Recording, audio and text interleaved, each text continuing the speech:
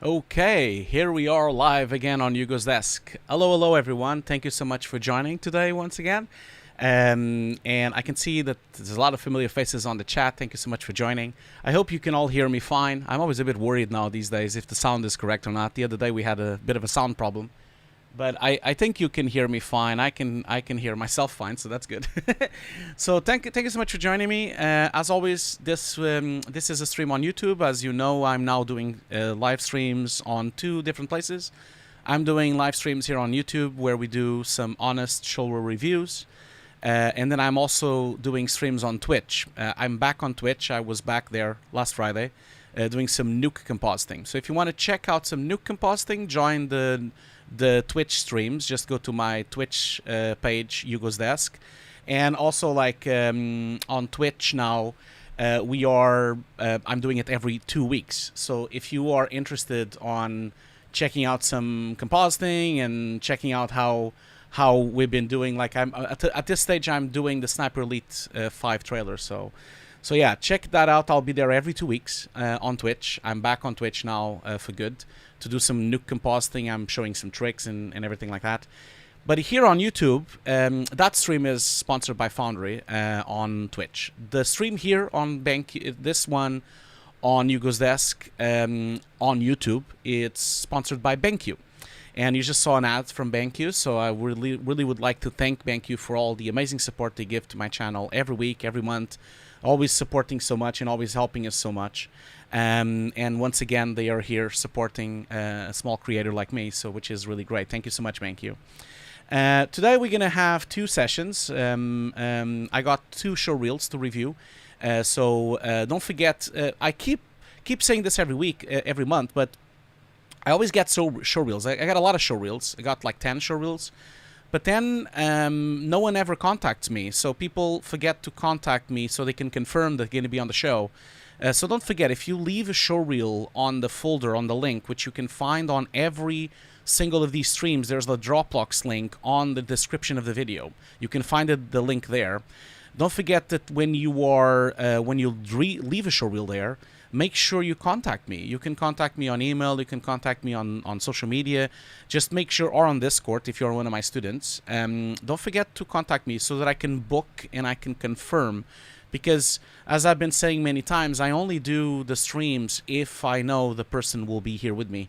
The reason for that is because I want to talk with the artist. I want to talk with them. I want to check their side of the story so they can explain to me what they're doing, all those things. That's why I prefer to do the streams with the artist in the actual stream. So that's why. I can see a lot of people saying hello to everyone as well. Thank you so much for being here. It's much appreciated. Just gonna fix. There's like a little tiny glitch here happening on my side. Let me just fix that real quick. For some reason, I'm having like some kind of glitch here. Okay, now I see. Sorry about that. You always know that there's like always a little few technical issues. Okay, so without further ado, let's just start the proceedings by just doing some shoutouts, as I usually do when we are doing the stream. Don't forget that you can always subscribe to my channel. I'm trying very much to get to 100,000 subscribers. So if you have not subscribed to Hugo's Desk, please consider subscribing. I'm not going to bother you much, but it would be really nice to get to 100,000 subscribers so I can get the little tick box of certification and so that I can get extra support as well from YouTube as well. And it would be an excellent thing to reach, for the channel. So don't forget Hugo's Desk on YouTube. Subscribe if you want. One of the things that we do here at the Hugo's Desk YouTube channel is the podcast. We have a visual effects podcast. I do this podcast with Ian Files from Before and Afters, and we've done 46 episodes so far. So if you want to check them out, we do episodes every 2 weeks, and the last one was about Stranger Things 4. These episodes, these are exclusive to YouTube. They only exist on YouTube. They don't exist on audio.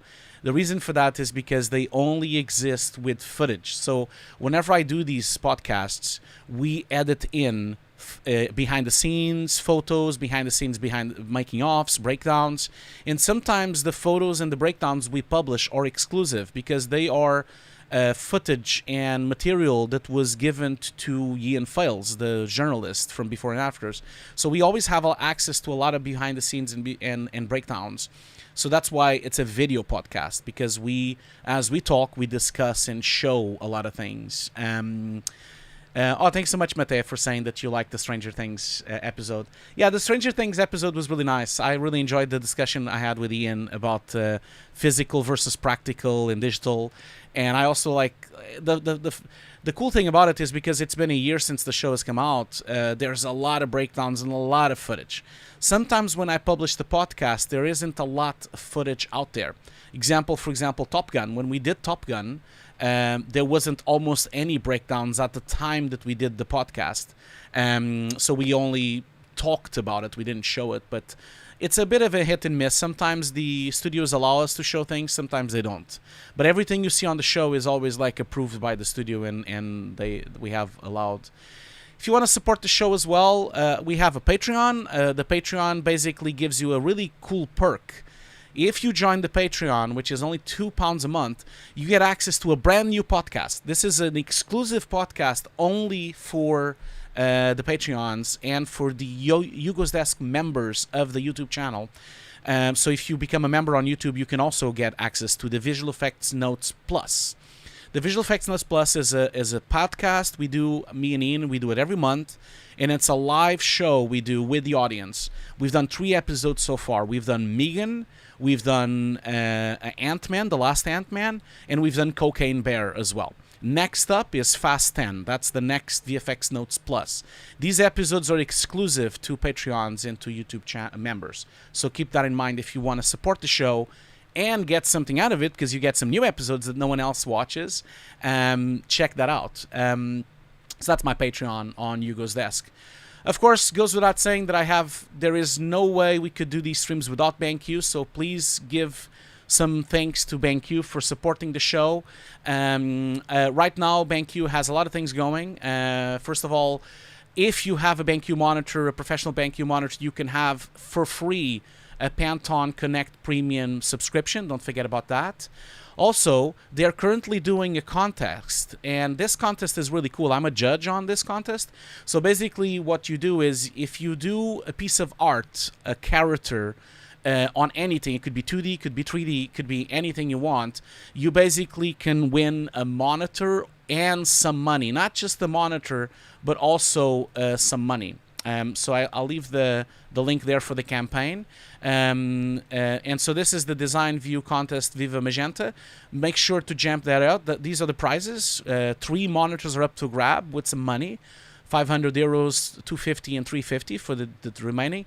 And yeah, here's all the thing how to participate. It's until the end of the month. You only have 15 days to go for it. The judges are 3 of us, like it's me, it's Martin, and Namja. So check out also their channels as well to check what they're doing, what they're up to. They have some cool YouTube channels and some cool courses. These are some examples of the entrees. So just make sure you jump into that link and check it out. And for those of you living in the UK, if you want to, you can also, I promise this will be the last thing I'm going to talk about on BenQ. If you live in the UK, and if you run a Mac desktop like me, you can win some prizes as well. Basically, you just need to send them a photo of your Mac setup, and the prize, it's only for UK. The prize is actually a monitor as well. It's a BenQ Designer Monitor and 1 year of Pantone Connect Free. This is until the 16th of June, so you only have 2 days to get into this thing. So if you live in the UK, or if your desk is in the UK, take a photo of it, if it's Mac related, and just send it to BenQ, brag about your desk, and try to win this. Don't worry, I am not sending my desk over, because I think my desk would probably win this. I'm not doing that. So you've seen my desk before. And that is it. That's the last thing I'm going to say. Don't forget as well that we have a giveaway today. So the giveaway, I'm going to leave the link there. This is for one of my Nuke courses. So if you want to win during the stream, you have to be on the stream for it to win. But if you want to win a Nuke course from Hugo's Desk, which is my Nuke course, which is an updated course. We're always updating it. It's like an online course. You can get into this contest. We are giving it away at the end of the stream. So that's the link if you want to join. The link is also on the description of the video as well. And if you don't win, of course, don't forget that we also have a Shopify shop now where you can buy the course. So keep that in mind as well. You can buy the course and just put the link on the description here. So I'm very happy that we now have a Shopify shop as well, which makes it much more easy to buy the course. So we also have a new course as well, a brand new course, which is the workshops, which are coming soon. They're not fully finished. So if you're interested on the workshops, be sure to read the description and actually check everything here to know what they are about. And that's it, really. I'm gonna shut up about all of this now. And I thank BenQ. Thank you so much for everything. So yeah, let's just jump into the first review of the day, really. I'm gonna jump into the call, and then let's just get this show up and running. We have 2 reviews today. We're gonna start. Let me just open up the show reel already. We are going to start with 1. Yes, exactly. So I'm gonna just check if this is the reel. Yeah, that's the reel. So I'm gonna call him in. I'm gonna just let him know. Okay, so we are ready to go. I'm gonna call him in and see how this goes. I hope it goes well. We'll just start the call here, and let's check his work. Join. Recording in progress. I need to kill. Recording stopped. I need to kill this sound. This really annoying. Recording started. Recording stopped. Need to stop that. Okay, he's already here. I'm gonna. Hello there. Can you hear me? Hello. Hi. Hi. Oh, man, and this goes. I hope it goes well. We'll just You start the call. probably want to mute your YouTube. Yeah, I'm here. Cool. Tell me one thing. Are you going to join on webcam or just audio? I have the webcam. Oh yeah, cool, excellent. I can see you now. Let me just put this thing for everyone to see. Just give me a second, so that people see you as well. Oh, okay. Wait a minute. Sorry, I have a little glitch here. Let me just put a little bit of my truck here because I have a little glitch here. I know why. Sorry about that.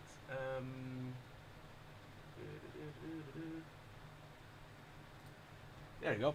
Sorry about that. I had a different resolution there.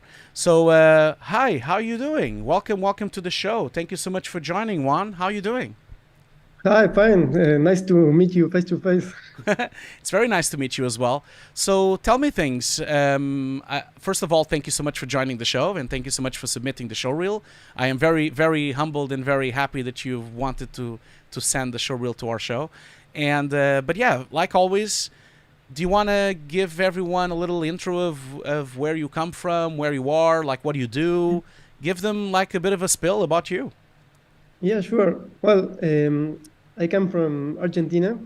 It's in the south of the south. Yep. Of America. Where we have a big industry of VFX. Yeah. Well, I'm actually working in Paramount Pictures. Cool. In the south of Paramount Pictures, almost about 10 years. And well, I'm always trying to upgrade my skills. I earned your course, and I'm still doing a mentorship with Victor. Oh, cool. Excellent. Victor, he's amazing. How is that going? Is it going well as well? Yeah, well, it's amazing. His knowledge is it's much. Amazing. Yeah, it's amazing. yeah. Oh, he is. Like his book is also really cool. He has a new book coming up soon, very soon. Yeah, I haven't read yet, but I'm working with all the lights stuff, and well, it's like I say to him, it's like overwhelming because it's like I have too much information that I think that I don't I don't have more space in the brain to absorb. That sounds like Victor. Yeah, you always Yeah, have. exactly. Yeah, I just met him just recently at FMX. I was presenting at FMX, and he was also presenting at FMX. So we got together there. You did a really good presentation there as well about grading and color. It was really cool as well. Yeah, exactly. Yeah, cool. Well, okay, cool. Well, I mean, I'm gonna put your showreel going on the background so that everyone can watch it. Let me just and I'll share my screen as well so that you can see what I see. Okay. And let me just like do that first. So I'm gonna just leave it, and I'm gonna share my screen with you so that you can also see what I'm up to. So just a second. Okay, share. Yeah. Okay, cool. You should be seeing my screen. Do you see my screen? You see your showreel going? Yeah. Okay, cool. Just gonna put us on the little corner here, and I just need to like change this to that one. Sorry, I had it on the wrong place. Okay, cool. So basically, yeah, that's it. Yeah, everyone can see it. Yes, I'm just double checking if everyone can see it. Okay, so tell us a little bit about this showreel then. Is this showreel like the one that you're currently looking for work? Is this your latest work? Is it still being updated? What is this showreel all about? Well, this my latest showreel. It's all I make all this stuff but by myself. That what I told to Victor, I try to expand my team, but I am with almost one or two guys at the show. Mm-hmm. So it's a really small team, and all these shots are by myself. So that's why I'm putting that. Cool, excellent. And so I've been working in several shows through the OTTs like Amazon or Paramount. Mm-hmm. And well, there is a lot of stuff. Not too much 3D that I want to involve in that, like AOVs and that. But well. And so, are you still full time right now, or are you looking like you're full time right now, right? Or are you just a freelancer? Yeah, I'm full time, but well, I'm always trying to get better. So I'm ready to a call of the big companies. Cool. Well, but let's go through this a little bit and talk a little bit about it. So we start off with a shot that says El Primero de Nosotros. I guess that's a TV show that you've worked on. Yeah, from Paramount Plus. And so it says VFX Super Prep Compositing Look Dev. So you were on set for this? Is that the case? Exactly. Oh, that's cool. That's really cool. It's very nice work, by the way. The showreel is really good. Like, you have a lot of really good work. So how was it being on set? Was it nice? Do you go on set a lot? Yes, I really like going on set because I know then when I've been in post what I have and what I can do with that.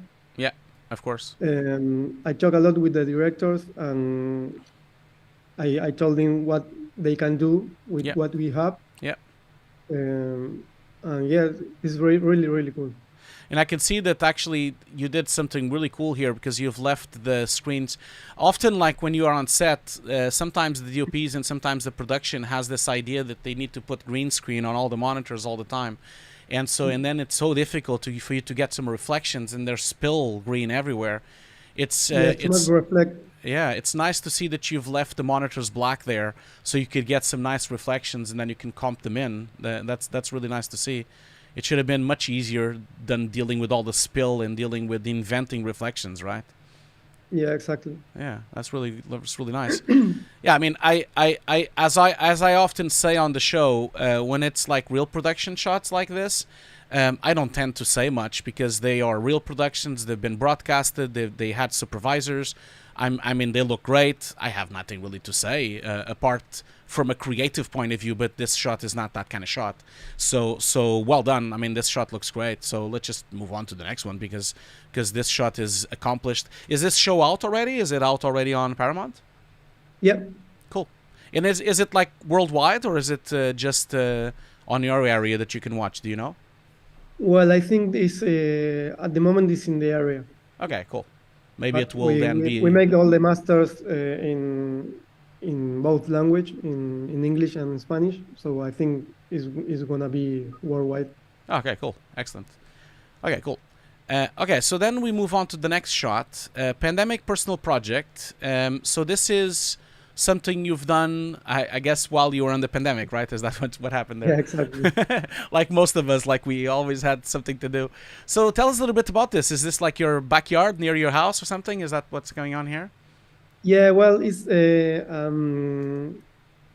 in the backyard, but it's near the street.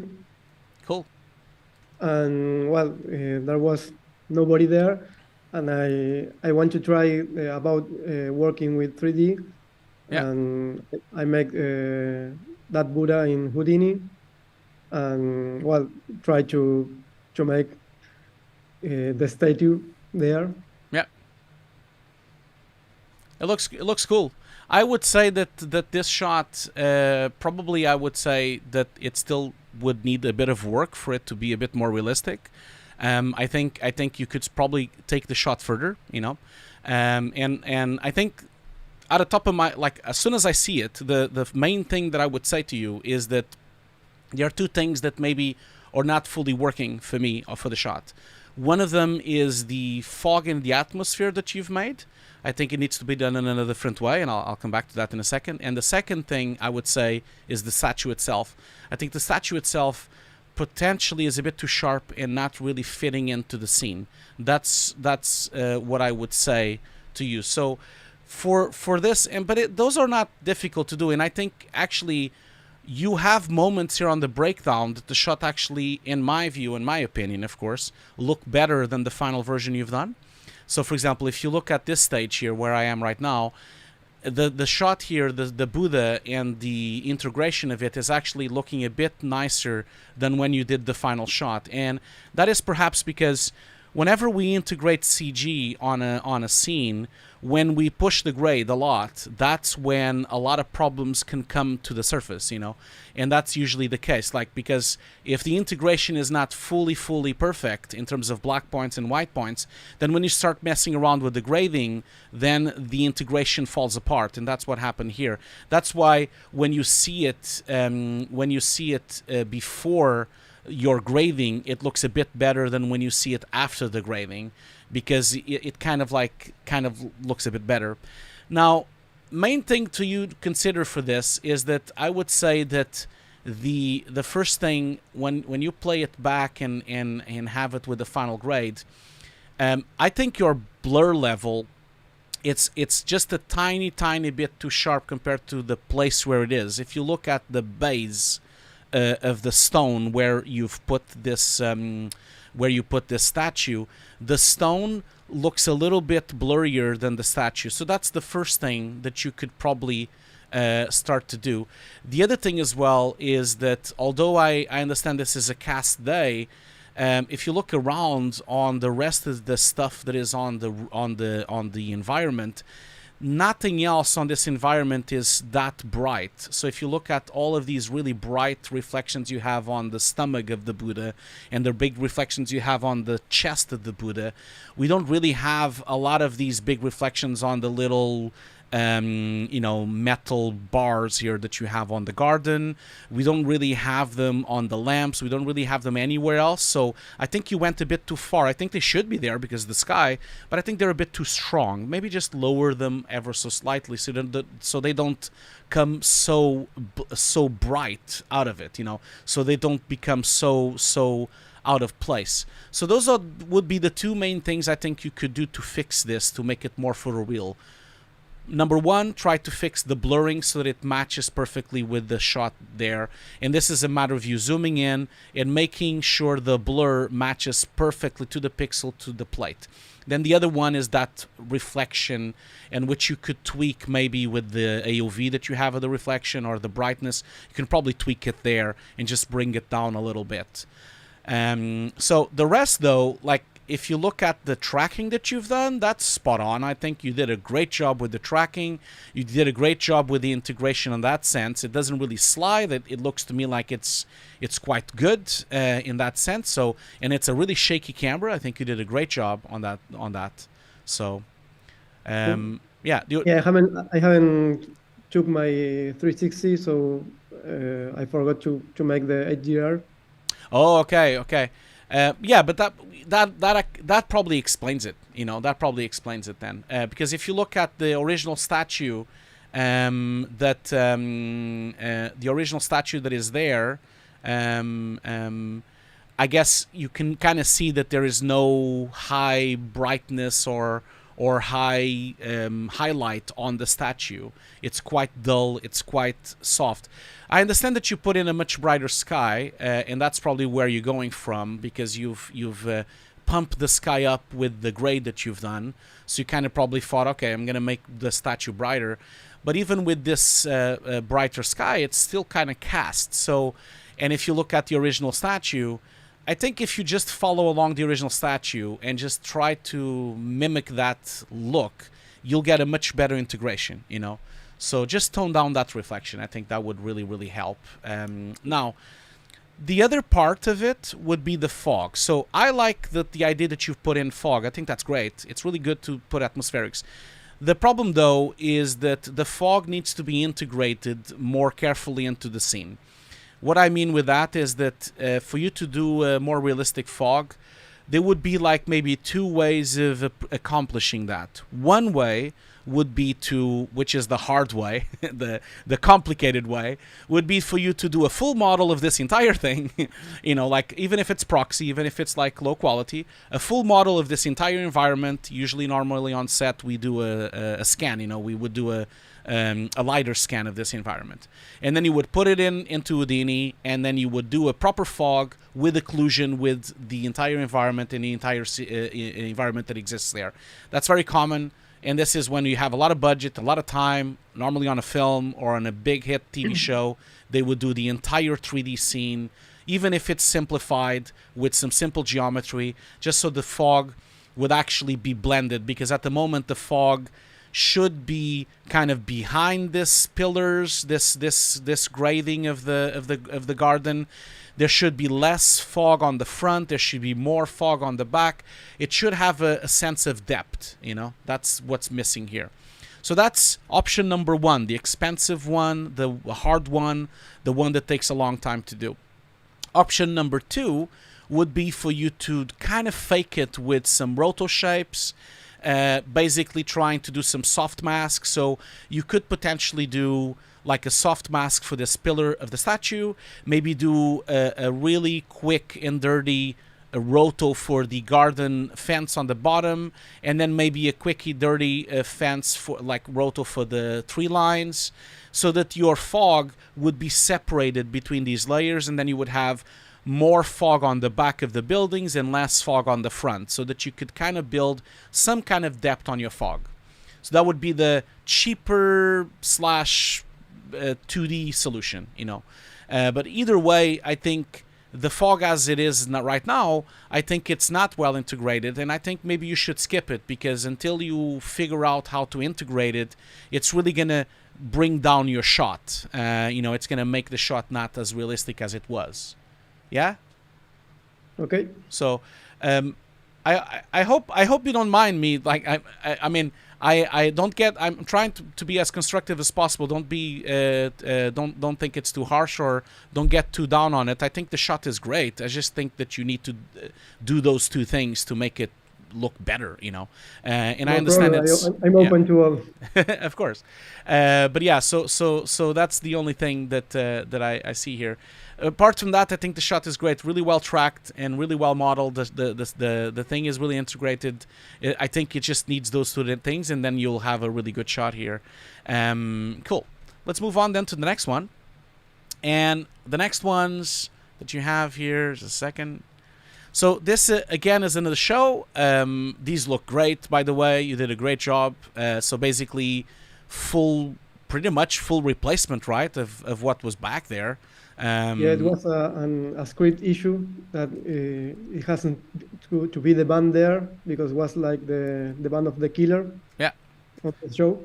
Yeah, I really like the way that you've broken up as well. I really like the way you did the breakdown. Really like the fact that we see you kind of like show the shot as it is, and no one really knows exactly what you're doing, and then you flash the roto and then you take it out. It's a great way to show your work. This is fantastic. I really like this idea of showing it this way. And so how was this background done? Is this like a matte painting? Is this like a CG scene? How is this being done? Well, the roto, I start with machine learning in Nuke. Ah, cool. Using copycat. Cool. Yeah, exactly. And I fixed some stuff that wasn't working. And I use the Unreal node, and I make the trees in Unreal. Cool. So I project the same camera I have in Unreal, and I have all the trees.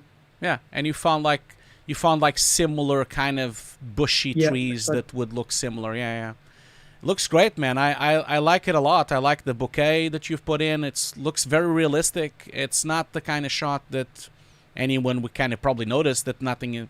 It's one of those shots that probably no one would ever notice that you've done anything to it. You know, it kind of looks like it was shot like that. It's really nice. I love the invisible effects. Yeah, exactly. It's really also interesting that you've used machine learning and used the copycat. That's great. That's a great use of copycat, and also a great use of Unreal. I keep saying to my students that Unreal is really fantastic for these kind of things, because you can kind of like do really quick and dirty shots, especially if they are not in the foreground. You know, especially if they're like background shots, like the shot here. It's As I told, I don't have a team of 3D, so that's why I decided to use Unreal and make it by myself. Yeah, no, this is great work, my friend. It's great work. Someone was asking what was your name. I guess they missed on the beginning. Your name is Juan Martin, right? Is that your name, isn't it? Yeah, exactly. Yeah. So for everyone on the chat listening in, this is Juan Martin, and that's the showreel that we are reviewing right now. Maybe they missed the beginning. No, this is really good work. That comes to mind actually that you started really great with a great shot. You now have this great shot as well. I kind of feel that maybe that shot with the Yoda, you probably should move it a bit more to the end of the showreel, because most of these shots look really nice and they're really good productions, and they kind of like don't match the quality of that shot, So we'll talk about that in a second. Okay, so what can I ask you one thing? What about the movement and everything? Did you do that on Unreal as well? So you had like a little bit of like wind on the trees, or was it just like you displaced them, or how do you accomplish that? Because it look like they move a little bit. Yeah, in Unreal the trees are live, so when I project the same camera I have, it's cool. like working with the movement of the trees, of the leaves. Cool, excellent. The only thing I would just let you know when I'm seeing this is that maybe perhaps there's a little bit too much light trapping happening on the glass there. Inside these glasses, is this something you've replaced or put in, or is it something that was already there on the set? Well, that was the problematic, because it was too much reflection and it's really thin, the glass. Yeah. So I make a lot of roto shapes and try to fix that. Yeah. And making working with the background. Yeah, no, absolutely. I see what you mean. But yeah, I would say that perhaps like it maybe needs to be toned down a little bit, this light wrapping. But yeah, just the light, like the glowing that's coming out of it. But it's looking great, the rest. Yeah, I think this is, again, a great use of Unreal and Copycat. You've done really good there. Okay, so now we have Pequenas Vitórias, which is this is an Amazon Prime show. So tell us a little bit about this. Like, you were on set, I guess, and you did some compositing. Yeah, I was VFX Sub. Yeah. The same as the first show. I work a lot with the directions and try to make the solution that all they have. The first shot of the show was a drone from outside, mm-hmm. and they had the issue of the guy of the drone reflecting the window. Mm-hmm. So it was really heavy to work with this shot. because there are a lot of frames. So And I made it's so a it's lot not of so this is not a stitch. So it's not stitching several plates. It's an actual footage of the drone that they did all the way going down there to the building. Okay, Exactly. cool. I And make so- several patches with the window guy and blending coming on the shot. I see. So you was cued. So what you're saying is that you had to like remove the drone from that reflection on the glass, right? In here. Yeah, So exactly. the drone was here somewhere. Okay, I see. Mhm. Cool. Well, it's really well done. And what's before we go to that, what happened here on the beginning? Is that like you putting in some extra reflections on the river? Is Yeah, that what's happening there? Yeah, the reflection, the sky, and the birds. Is that because there was no river here? Is that it? No, the real was it wasn't the clouds. It was a Oh, very light shot, I see. like at the first, at the beginning. I see. There was no clouds and everything. I see. The only thing I would say to you, like, and I know this has already been broadcasted, there's nothing you can do. I think the shot looks great. And who am I to judge how much time you had to do something like this? I never want to, like, say much because, you know, I know how much pressure sometimes we have on these kind of shots. But I just wanted to mention that it kind of looks, maybe it's the quality of the encoding, kind of looks like there's a little bit of fizzing and noising happening on these streams, on these trees inside the river. That could be the compression of the video that I'm watching, or maybe it's actually on the plate. I'm not sure. So it could be, but that's the only thing I kind of noticed. And so how did you do that? Was that like you had to roto the reflection and then put the sky? Is that what you did there? Yeah, I make a keyer and well with the tracking and try to Yeah, because that's the plate, right? That's the original plate. This Yeah, one here. yeah. Yeah. I see what you mean. So yeah, this must but have been the really drone difficult. it was in ProRes, but was I think there was the Mavi Digi Mavi with the X7 camera. Yeah. Is not the best. The show was shot in Sony F55, so Yeah. it has a really difference. Yeah. I see what you mean. It's always a bit hard. It's always a bit hard to key something like that. I think you did a great job because that's a really difficult thing to key because it's so much green on green. Really, there's really no almost separation there. So I'm assuming you had to like do all sorts of things with luma keying and luminance and to try to get some kind of edge there. Yeah, exactly. Yeah, I see. No, that looks great. And this sky, is that like just a dome you've done on 3D, or is it like in Unreal as well? Or is it in Nuke? How did you do the sky? No, yeah, it wasn't projected in a sphere. Okay, cool. Inside of Nuke. Yeah. Cool.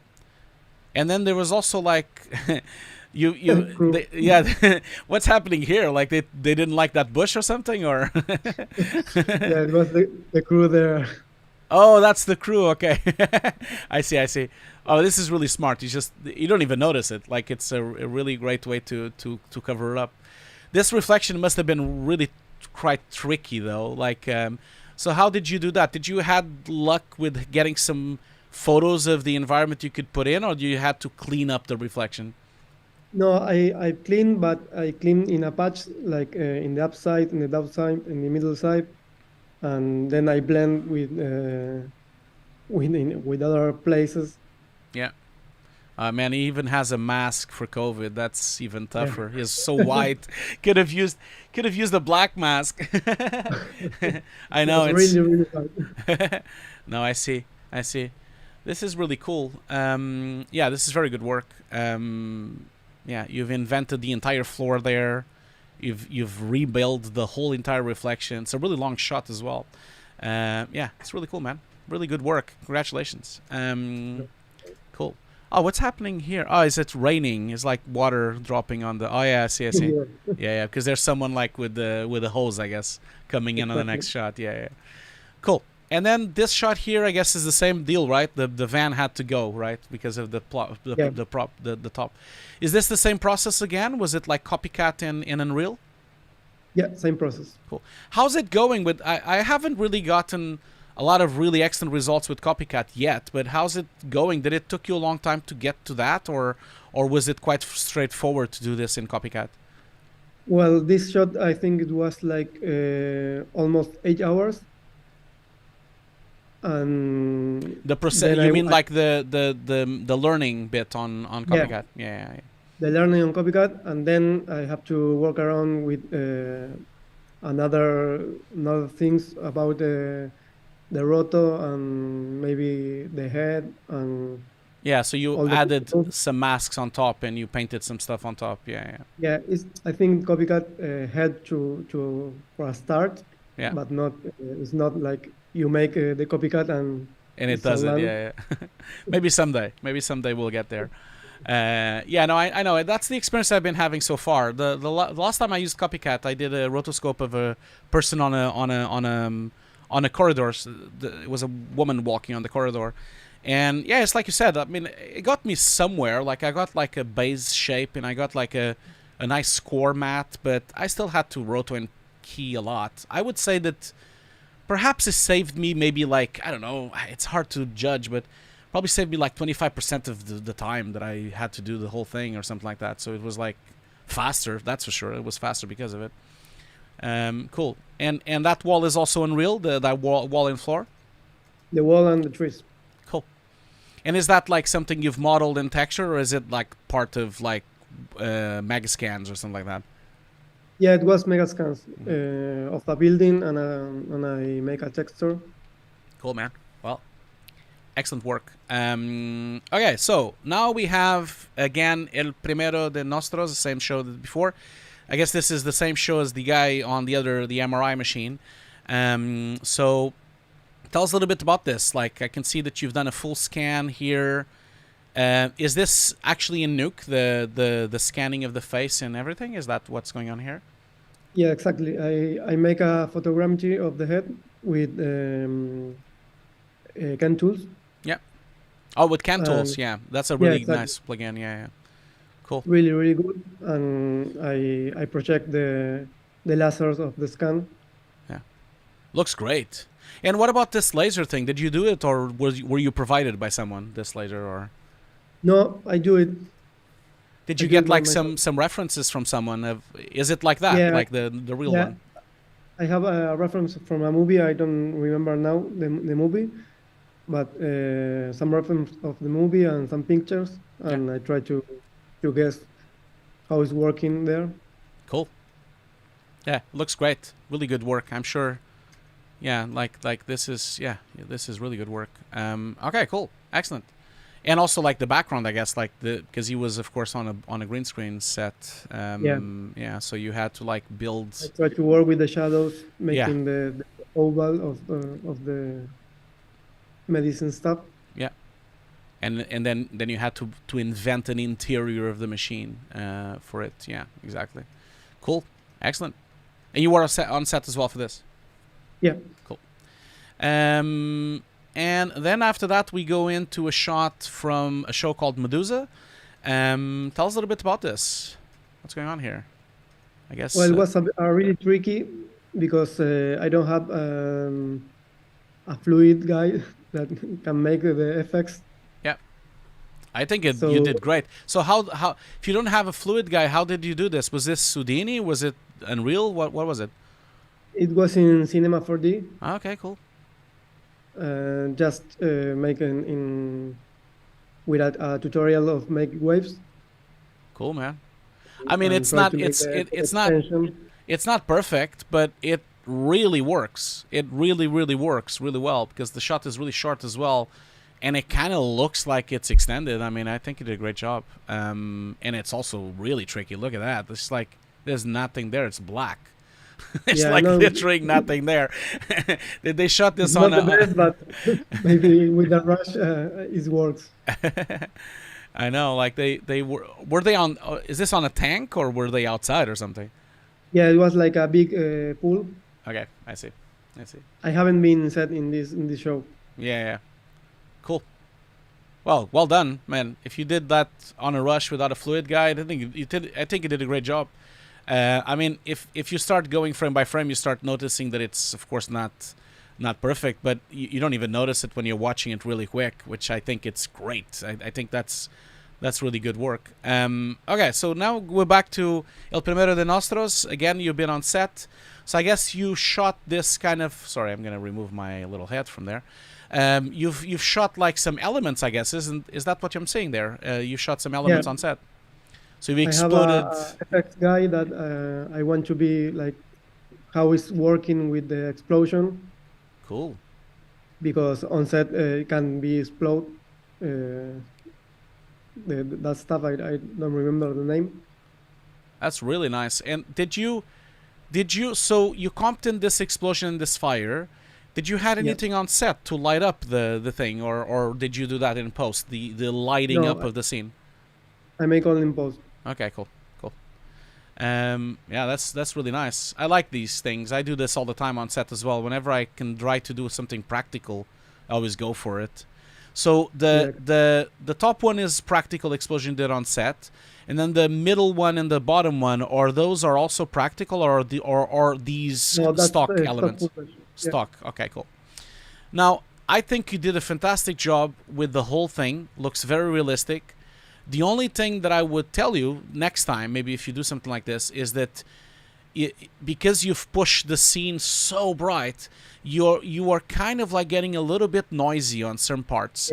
So maybe consider denoising just that moment, because obviously denoising the whole shot might have changed the look of the plate, but maybe you could have denoised just that area and then just patch the denoised part only on that specific moment when it flashes. Obviously, as a hindsight, like these kind of things, you never really think about them when you're really on set, and you never really have a lot of time when you're on set. But the best solution would have been to have some kind of light on set for it to interact. But I know how tricky that is, because I've also been on shoots where that actually became a problem, because we had the light and then the light wasn't on the timing the director wanted, and so we had to clean up everything because the light wasn't on the correct part. And so it's also sometimes a problem if it becomes the wrong light later on. But yeah, I think it looks great, and I think you did a great job integrating that explosion. One thing I noticed is that the original stock, the door moves to the lower. Did you change the movement of the door on your comp? No, in the plate it was like the FX guy just moved the door. Oh, I see. So the door is from this. I see. So the door was there on set. Okay, yeah. I see what you mean. And then you just use the explosion and the other one. Okay, I see. Oh, this is really nice. Cool. Wow, this is really scary as well. I'm like looking at thinking downstairs, I have one of these boilers. I'm like, oh, fuck, man, I'm going to like touch it and it explode in my face. That's pretty cool. Well done, man. So, okay, cool. I see. Yeah, this is really nice. It's really nice work.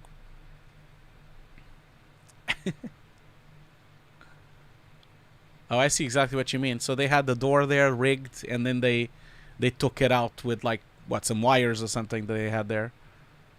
Was it pulled by a wire? No, it's like I think it's a machine that is like pushing that. Oh, pushing out. Yeah, okay, cool. Excellent. Cool, man.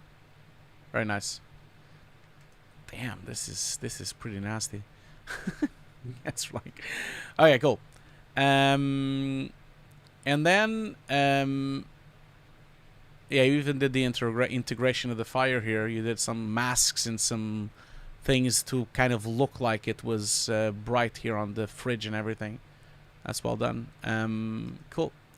Okay, cool. Then we move on to the next one, which is someone on the beach. Tell us a little bit about this. Well, it was like in another house. The actress and the actor like went on vacation, but it wasn't set, obviously. Cool. And so this was entirely done. And what's going on this background? Is that like a CG scene you've prepared, the matte painting, an Unreal scene? What is going on here? Well, it's a stock footage of the beach and the palms in another footage. Ah, cool. So you got like from the set, or did you had to like find some kind of stock? No, I find the stock. Oh, cool. Wow. Okay, cool. And then the rotoscoping was like old school type of roto keying and everything, or did you also use copycat on this one? No, old school. Okay, cool. I like that we're saying now old school. Yeah, I think this is this is well done. The only thing I would say, and this is of course a creative aspect of it, you know, again, like I said, this already been broadcasted, and it's always a bit not my place to like give comments or feedback to things that have been broadcasted, because they've already been reviewed, and that's is what the director wanted. But in my view, personally, in my personal view, if I was doing this, I probably would have bloomed a bit more, because they are inside, they're quite bright, and I kind of feel that it's daytime outside, so it would have bloomed more light in. But then again, the other thing with this is that the windows could have been tinted. So if the windows were tinted, because sometimes people on the coastals, on the beach houses, they have tinted windows, so it could have been also that it lowers the exposure because it's tinted, so it looks pretty realistic anyway. But in my personal view, I would have tried to bloom a bit more and have a bit more bright light coming out of it, out of this back, and bouncing a little bit more and light wrapping a bit more around. But that's just a creative and a personal choice, you know, from my side. But I think it's a well done shot, very well done shot. Okay, cool. So next up, Pequena Vitórias, Amazon Prime again, on set, prep, compositing. Tell us a little bit about this. And it was like a street that the director don't want. Mm-hmm. So I shot the plate with the perspective of the shot. Cool. Somewhere else on another street. Yeah, and just replace on the bar. It's very well integrated. Did you like what kind of like use the same lens and the same kind of camera? Was that what you did? Yeah, exactly. Yeah. I always make all the annotations. Yeah. It's very well done. I'm glad that you had some good green screen there as well. It's always good to have like some proper green screen. It wasn't too good, because they have like the DOP has two green screen with, oh man, with both colors of green. Man, don't complain. This is quite good actually. I've been on sets where it's much worse. So this is not bad. I can tell you that it's not that bad. No, but it's cool. It looks. I think it did a good job. Okay, cool. And so next up we have you have a pretty long show reel, almost 2 minutes long. But I get it. It's production, so I don't think it's a problem. You've already established artists. You have already worked, so it's not really. Because someone on the chat was asking how much the show reel should be, and I always say to everyone that should be like 1.5 minutes maximum. But for a production show reel, it's a bit different. Like if you are an established artist, I think you could always linger a bit longer, especially if you have well-established TV shows and well-established films. You can always like linger for a bit longer. Okay, so this one here, what is? Oh, is this the? Oh, this is the ambulance, right? Yeah, that's the ambulance. The ambulance was shooting on set. I see. And then what? You comped. Oh, it was you shot like a street. I see. It was okay. It was static. I see. And then you shot like a street for the lights to go on. Yeah, I really have nothing to say. This looks great. I think you did a really good integration. So what? You went into the street and shot this plate with the bouquet and everything on another plate. Was that what's happening? Well, the bouquet was made in post. Oh, cool. And the street was like shot in the right position. It's not there. Just I move and scale to make to make fake the ambulance with the camera grip. Ah, cool. And it was really tricky, the lights of the ambulance. Oh, I bet. I bet. Because of the lighting and yeah, of course, and the roto and everything. Yeah, but it looks really good. Cool. And then we have another show here. Well, the same show, and let's just have a look. I'm guessing it's the guys. Yeah, this guy's just on a green screen, typical shot. The guy's just there, and then they put it in.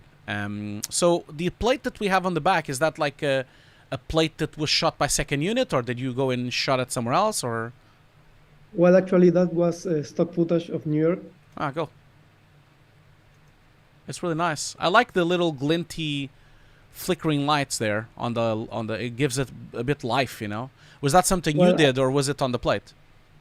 no, I did, but I always work around because the stock footage always are like in 8-bit.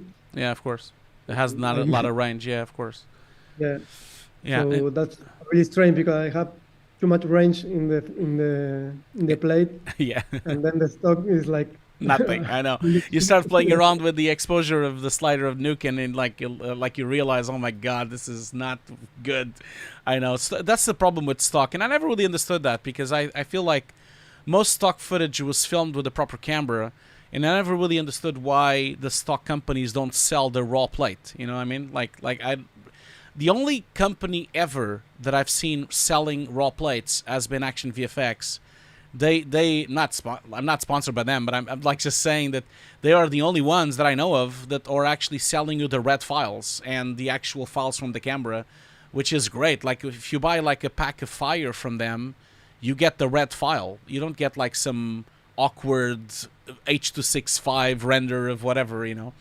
It's more expensive, but it's worth it because then you get the entire dynamic range, you know. So, but yeah, I think you did good. Like it looks very well integrated, and the lighting exposure of the whole thing looks really nice. You know, very low light in here, exposed to the outside. It's a pretty shot. You know, I think you did really good. It's a very pretty shot. Okay, cool. And then we have this one here. I'm assuming you've swapped the monitor, the screen there. Again, you've used black screens so that you could get any reflections that would work for you and put some markers. That was nice. And then you were on set as well. Oh yeah, you used the app to do the markers there as well.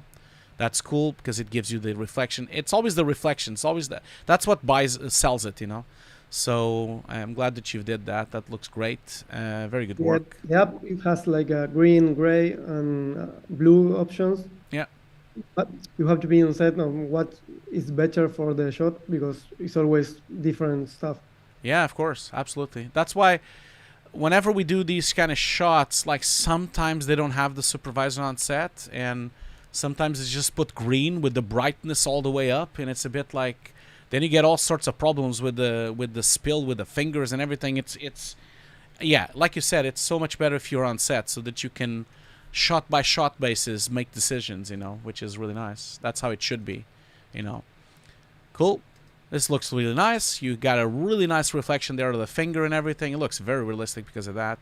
Broken phone though, like completely broken there.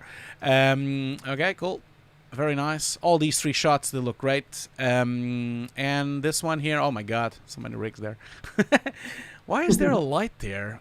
Okay, that's weird. Why do they have those lights there? Okay. Those are weird lights to have on set, because the whole thing is being lit by that window. Are those lights actually doing anything? That's weird. Well, anyway, I'm sure he thinks it's working. Yeah, but yeah, flawless shot, flawless cleanup there. I mean, it's not really much to say. You had to do some roto there, but it's a locked frame, it's a locked shot, so which is good. Cool. Okay, cool. And then we go to the replacement of the logo. I think you did a great job with the logo. I mean, if anything, the original one is a bit more blurry, but I never really comment much on these things because I've been there where the client always wants it brighter and always wants it sharper and always wants it more visible. It's the same with pack shots of beverages when you're doing like a pack shot of a bottle and they always want the bottle's label to be brighter and I'm like, no, you can't make it bright. No, you need to make it brighter. Like, okay, so we can see it. So yeah, but I think it's on the limit. I think it looks great. I think I could believe that maybe the sign was looking like that. You know, so which is good. Cool. You were on set as well. It's nice. Was this actually shot in... where was this shot, by the way? In Buenos Aires or... Yeah, Buenos Aires. Okay, cool. Okay, cool. And then this one here... yeah. This is very good work with the replacement of the... So how did you do that? Like, is that like Photoshop or 3D? How did you do these letters that you've replaced here? Well, it's like 2.5D Okay. in After Effects, and then compose in Nuke. Cool. They're a bit hotter and brighter, but again, they're different letters anyway, so they would never look the same anyway, because it's a double. The new letters you've made, they're like doubled. You know, they're like doubled glass, and the old ones were just one glass. So it's a bit different design anyway. Yeah, I tried to find the same font and all stuff. Yeah, but in fact, the funny thing is that the new one that you the new one that you put in actually matches more the old ones that were there than the one that they had on the real sign, because they match better this diner thing that you have here, which is nice. And then you did, of course, you had to of course, she had to pass in front of it, of course. Yeah. She had to be there. She had to have the hair, and she had to pass exactly where the sign was. Yes. This is the kind of thing that I'm on meetings with DOPs, and they're always telling me, oh, don't worry. They're going to be on the other side. They're never going to touch the sign. And then you get to play it, and it's touching the sign. It's always the hair. Yeah, it's always the hair, always, and it's always black on black. It's like, and you never can see anything. Okay, cool. So this is a cinema. I'm guessing this. Oh, this is probably a projector. I guess it's not a cinema. It's probably just a projector. So Yeah, I guess they want to see more of the TV. Yeah, I guess they didn't want to have the footage that was there or something, or they wanted to choose something. Obviously, the funny thing with this is that, from a realistic point of view, the one that was there is the correct one, because it's the depth of field that should be. But I understand it from a story point of view. This is a much easier way to do it, and would still be possible on set. You could have had one of these split DOP lenses that you could have focus on both sides, you know. So it would have been possible to do it on set. But these are the kind of things that's so useful because people want to replace the footage later. I think it did a great job with the replacement. Looks great. Looks very realistic. It's no one would probably ever notice that there's something there. Cool, man. Well, Juan, I mean, your showreel is very professional and very accomplished. I get what you mean. You're missing maybe a little bit 3D, like you said on the beginning.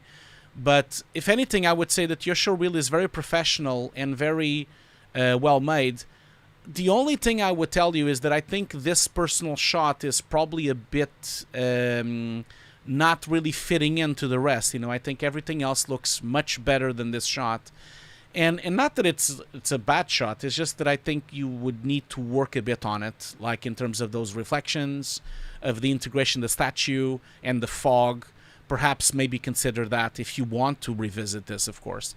If you don't want to revisit the shot, I would advise you can take the advice if you want, of course, you know, you can do whatever you want, but I would advise you to maybe, if you don't want to tweak the shot and make it, improve it, you could remove it, because you have plenty of other shots. You have a lot of work here, and it's not like you need that shot, you know, you have enough work on your showreel, and enough quality work on your showreel to kind of like showcase your skill set.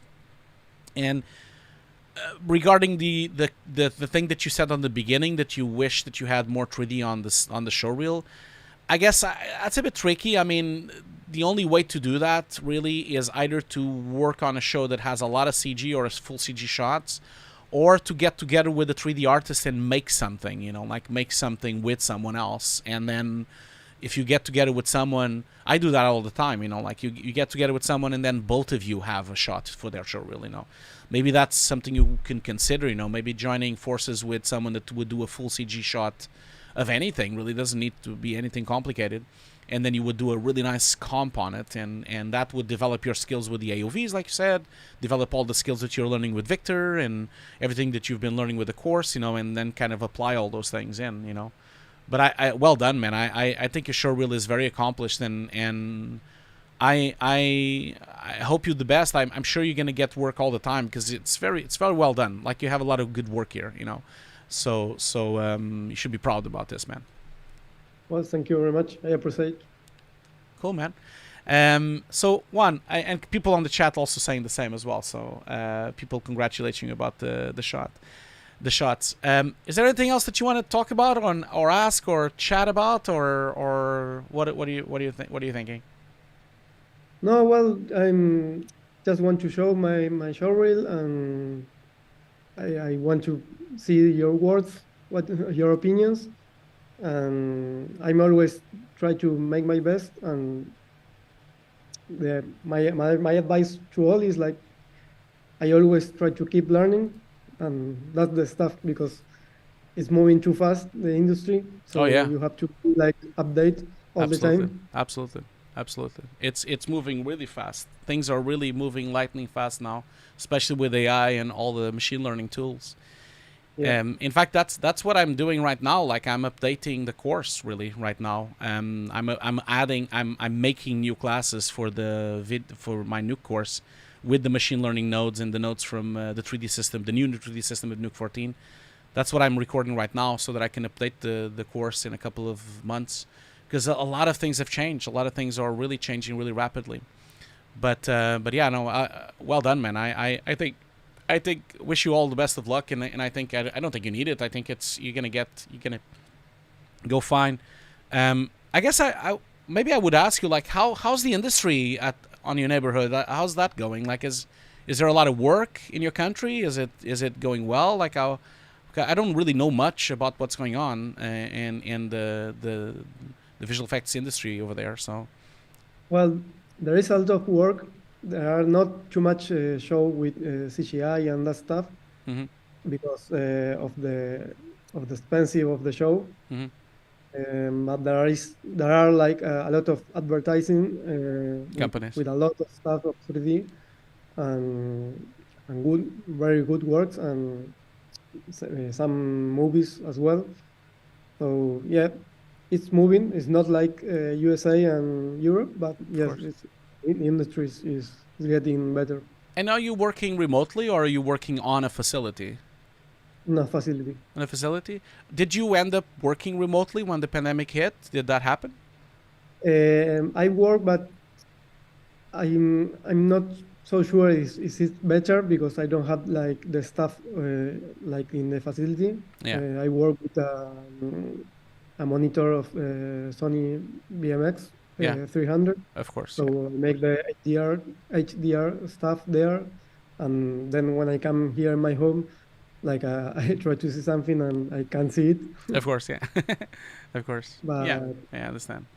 I was just curious because I've noticed lately that speaking with more and more artists. Last week I was on an event here in London made by Unreal. It was like a big event that they had. They had a bunch of keynotes that they were going to present about the new MetaHumans plugins that they're making. And there was a lot of people from the industry on the meetup. There was like hundreds of people there from all the companies all over. And I was asking about the remote because I've noticed, talking with a lot of different companies, a lot of different artists, that everyone is actually coming back to the office. There's not only that's happening, but also like a lot of companies are actually not forcing, but like telling people to come back. So that's why I was curious about that, because that's been happening quite a lot lately. So I guess it's happening everywhere, not just here in the UK. It's happening probably in other places as well. Yeah. Yeah. Cool. Exactly.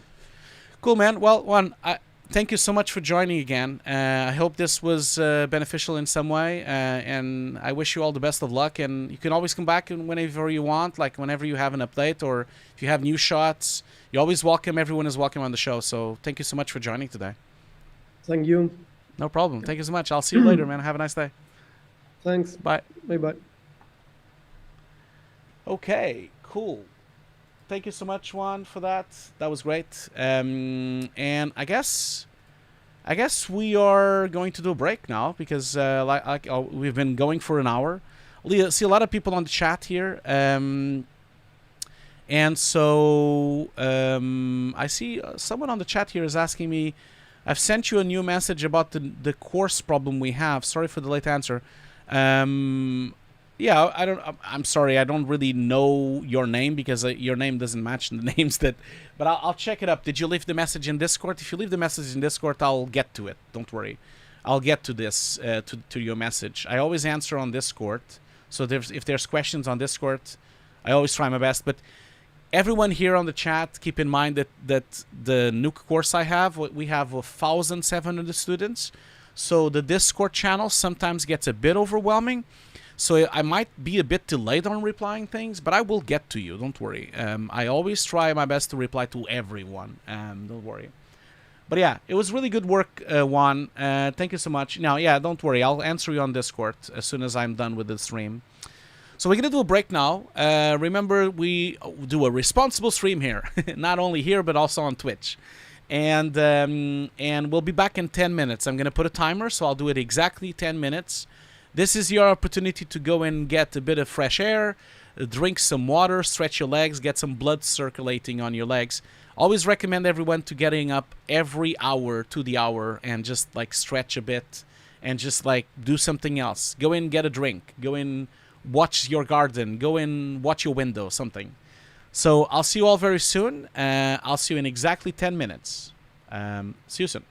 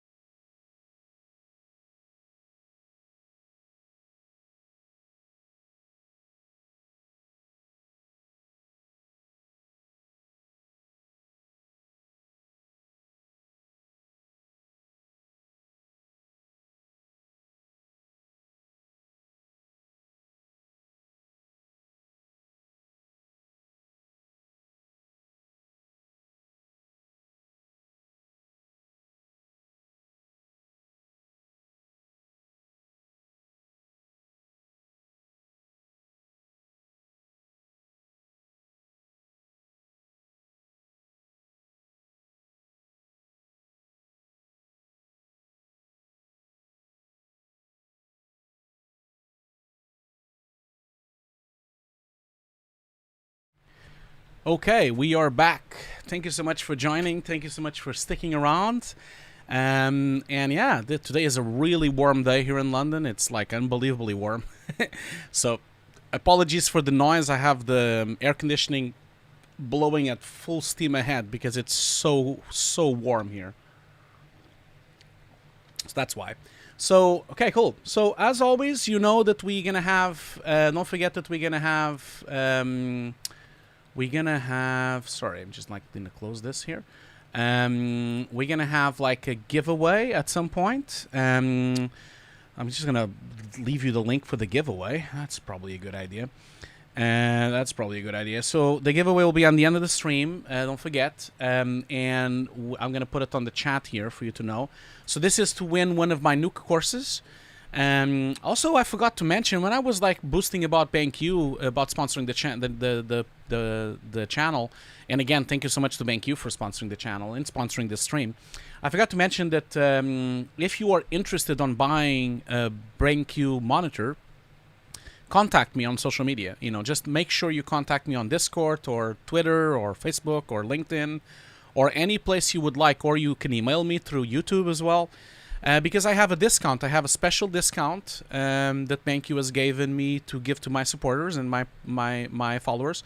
And so if you are interested on buying a BenQ monitor, I have a 10% discount if you want. So please make sure you let me know that. And that's really it. So we're gonna move on to the next showreel review, and then we'll have the giveaway at the end. Let's see here. So we have, I've already messaged him, see if he's available. So I'm gonna just like call him up and see where we are. I'm gonna open up the thing. I'm just gonna give me a second. Give me a second. Just gonna like see if Recording in here. progress. Recording stopped. Okay. Luis is already here. Let me just see if he's around. Okay, cool. Can you hear me, Luis? Yes. Can you hear me? Yes, we can hear you perfectly.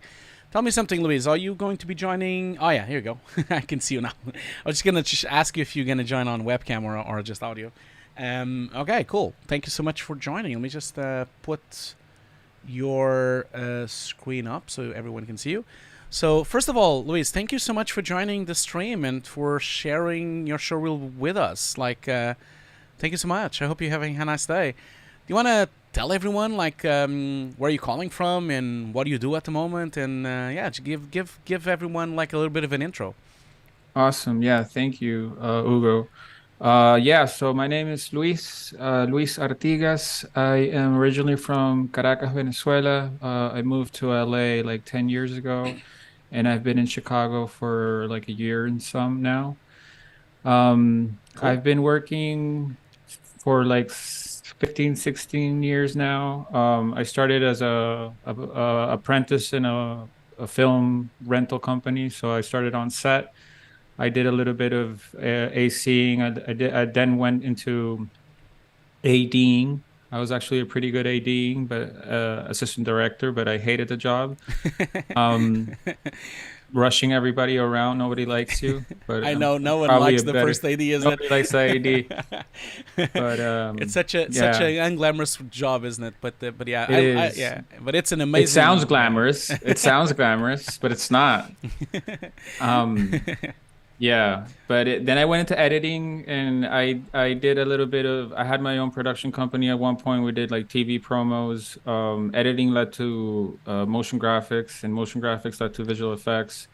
And then when I moved to the States, there was a lot of opportunity in VR. There was like a big VR boom. So I did, 360 stitching for like 3 years.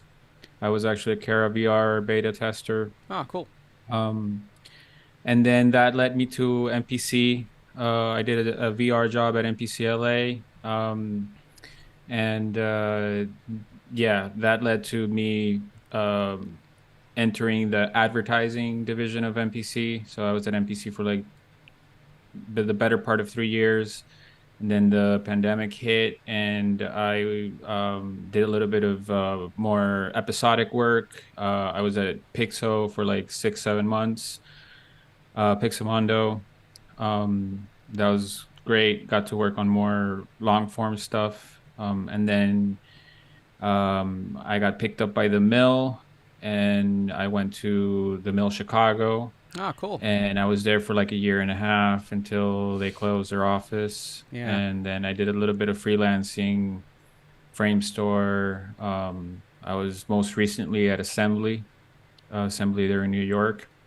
And right now I am available. So here, everyone.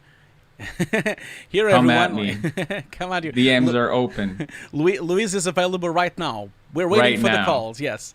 Let's go.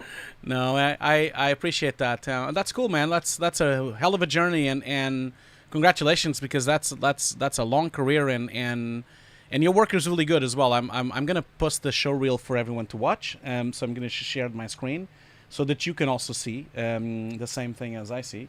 And so then we can kind of begin this thing. And so give me just a second. So yeah, so everyone can now see Luis' showreel. I removed the sound just because of the sound copyright strikes on YouTube of any music or anything. But yeah, your showreel is really good. Like it's a very professional showreel, very accomplished showreel. So congratulations on that. Everyone is now watching it as well.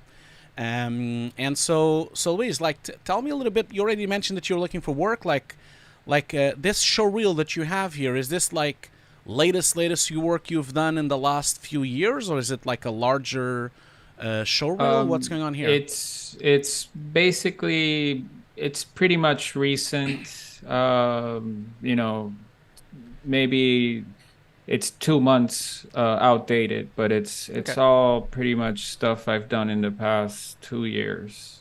Cool. Well, like I said, it's a really good showreel, and I love that you have that kind of background going on set and also doing all those kind of projects. It gives you a lot of insight into the industry by doing all those things, you know, especially the first AD work and especially being on set so much. I want to get more into that, because being on the VFX compositing side, I haven't really made my mark yet on like the on-set soup stuff, which is something that I really do look forward to. Yeah, exactly. And it's cool to see a fellow artist working at the Mill. I was at the Mill for a long time. I'm very aware. It's a shame the Chicago office closed. It's a really shame. Like I had a lot of friends working there, and it's haven't worked at the Mill for a while now, but it gives me fond memories, and I love the team there, and there's some of my best friends on this industry are still from there. So it was a lovely community that we had there. Well, I mean, I guess, Luis, I must say, like, your showreel is like, I have really no true feedback to give you. Like, you have some flawless shots here. There's really no, like I keep saying on these showreels, you know, on these showreel reviews that I do, and showreel showcases that we do here on YouTube. Whenever there's a showreel with production work, like the case on your showreel here, it's really not my place to give feedback, because the shots always look very good. They are professional. They are been delivered to a show. They've had supervisors, and it's not my place because I have no idea what kind of restrictions or kind of issues that might have happened from the shot, from the set, from the scheduling, from the limitations of time and budget. There's always, sometimes people are a bit harsh on showreels because they see problems on shots, and I always tell to everyone, like, unless you've been on the project, you really don't know how hard or how easy it was, you know. So 100%. Exactly. Yeah. And I see a lot of these showreel reviews where they pick apart a shot and like, oh my God, it looks bad, that looks bad, it looks bad.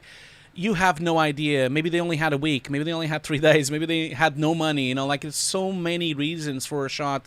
Not to mention the biggest reason for me, in my view, for shots to not look good, or director interference and production interference and agency interference. There's always a lot of that, and last minute changes. And so I really wouldn't say anything. And having said that, I think your showreel is fantastic. You have some really good shots here.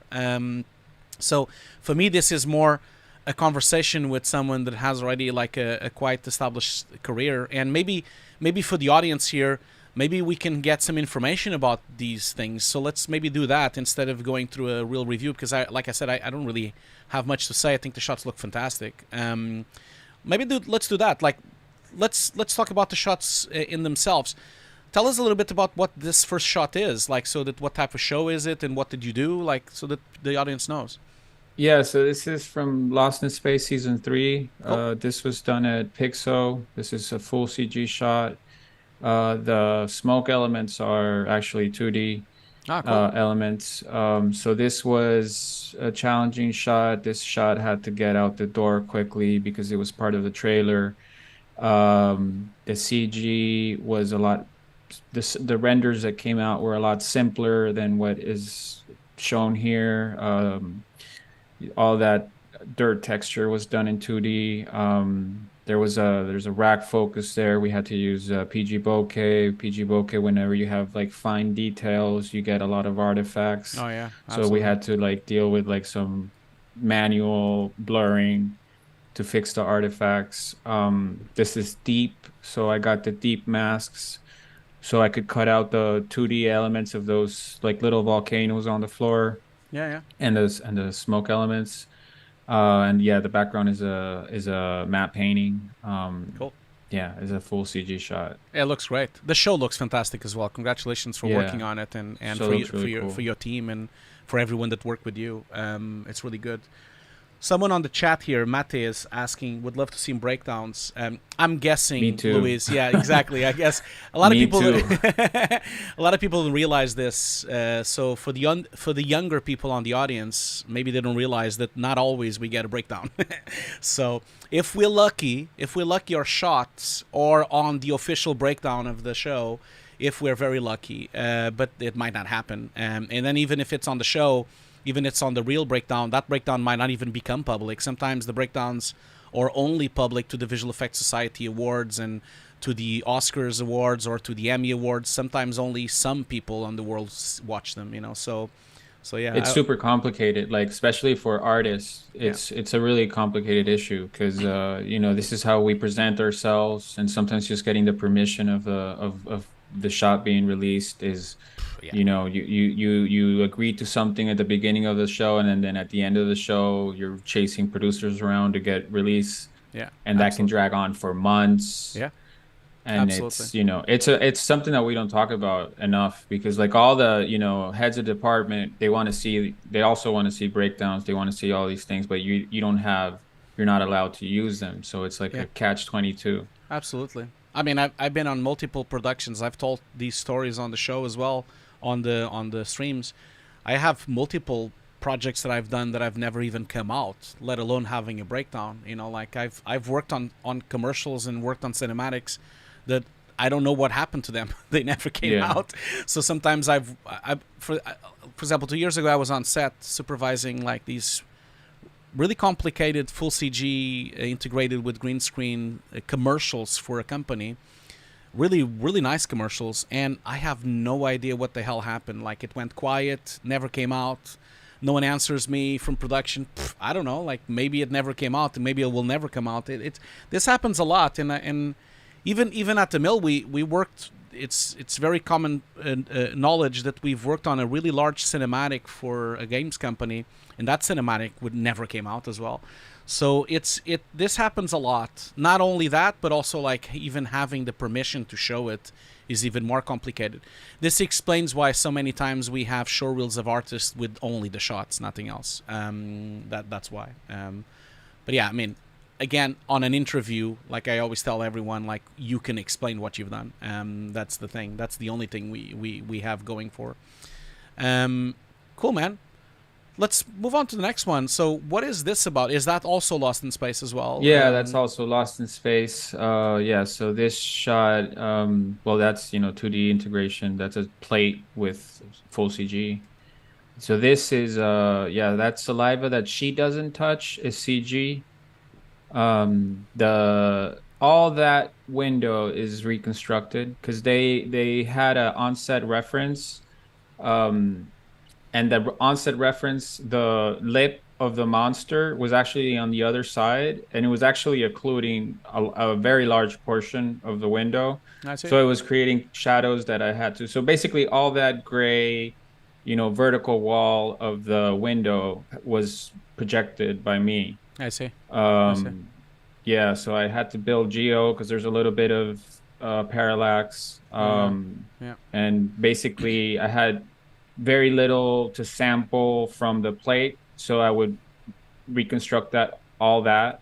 And you got lens flare, and you got some cleanup inside of the some bloom ship. going on as well, and Yeah. and some And what about this the mucus that's coming down, like this liquid that's coming The down? saliva, yeah. The saliva is that like you mentioned the one that she doesn't touch is CG. Is that Yeah. like just regular CG, or is just like a 2D thing that you've made? It was I got a strand from a Houdini person, Ah, cool. and I had to the tracking wasn't good, so I had to finagle it in there, Cool. put it on a card, and Cool. I track it in there. It's very good. It's very well accomplished. Cool, man. And then the next one, full CG monster Yeah. covering the door. Yeah. And so I guess, did you get any plate? Did you had her Yeah. as a plate? So yeah, she's a plate. I got this as a plate. This is a camera that doesn't move. Mhm. This is just a top-down shot, and so it's tracked in there in the CG. Ah, cool. Cool. Yeah. I haven't seen season 3 yet, so I guess I'm spoiling it myself now. I haven't seen it yet. I'm a bit behind on the show. But cool. And then what about this shot here? This shot here of her being, I think so she's like on a hole here with a big storm. Is this like an on-set plate that were they shooting this on a location or on a green screen? Well, how was that? This is a set. The robot is a person in a costume. Ah, cool. The mask is CG. Ah, cool. We have some CG particles coming towards camera, the leaves, the lighting effects. The ship is CG, and then the far background is a matte painting. Ah, cool. And yeah, the side walls are also the near walls are on set, and then the farther ones are CG or matte painting, I think. Did they had the light interaction on set, or was it done by you later on? No, the light, there was some light on set, but we're trying to match that. We're trying to match that in comp. Yeah. But the big flash wasn't there. Okay, cool. I see. It's a great shot. Really nice shot.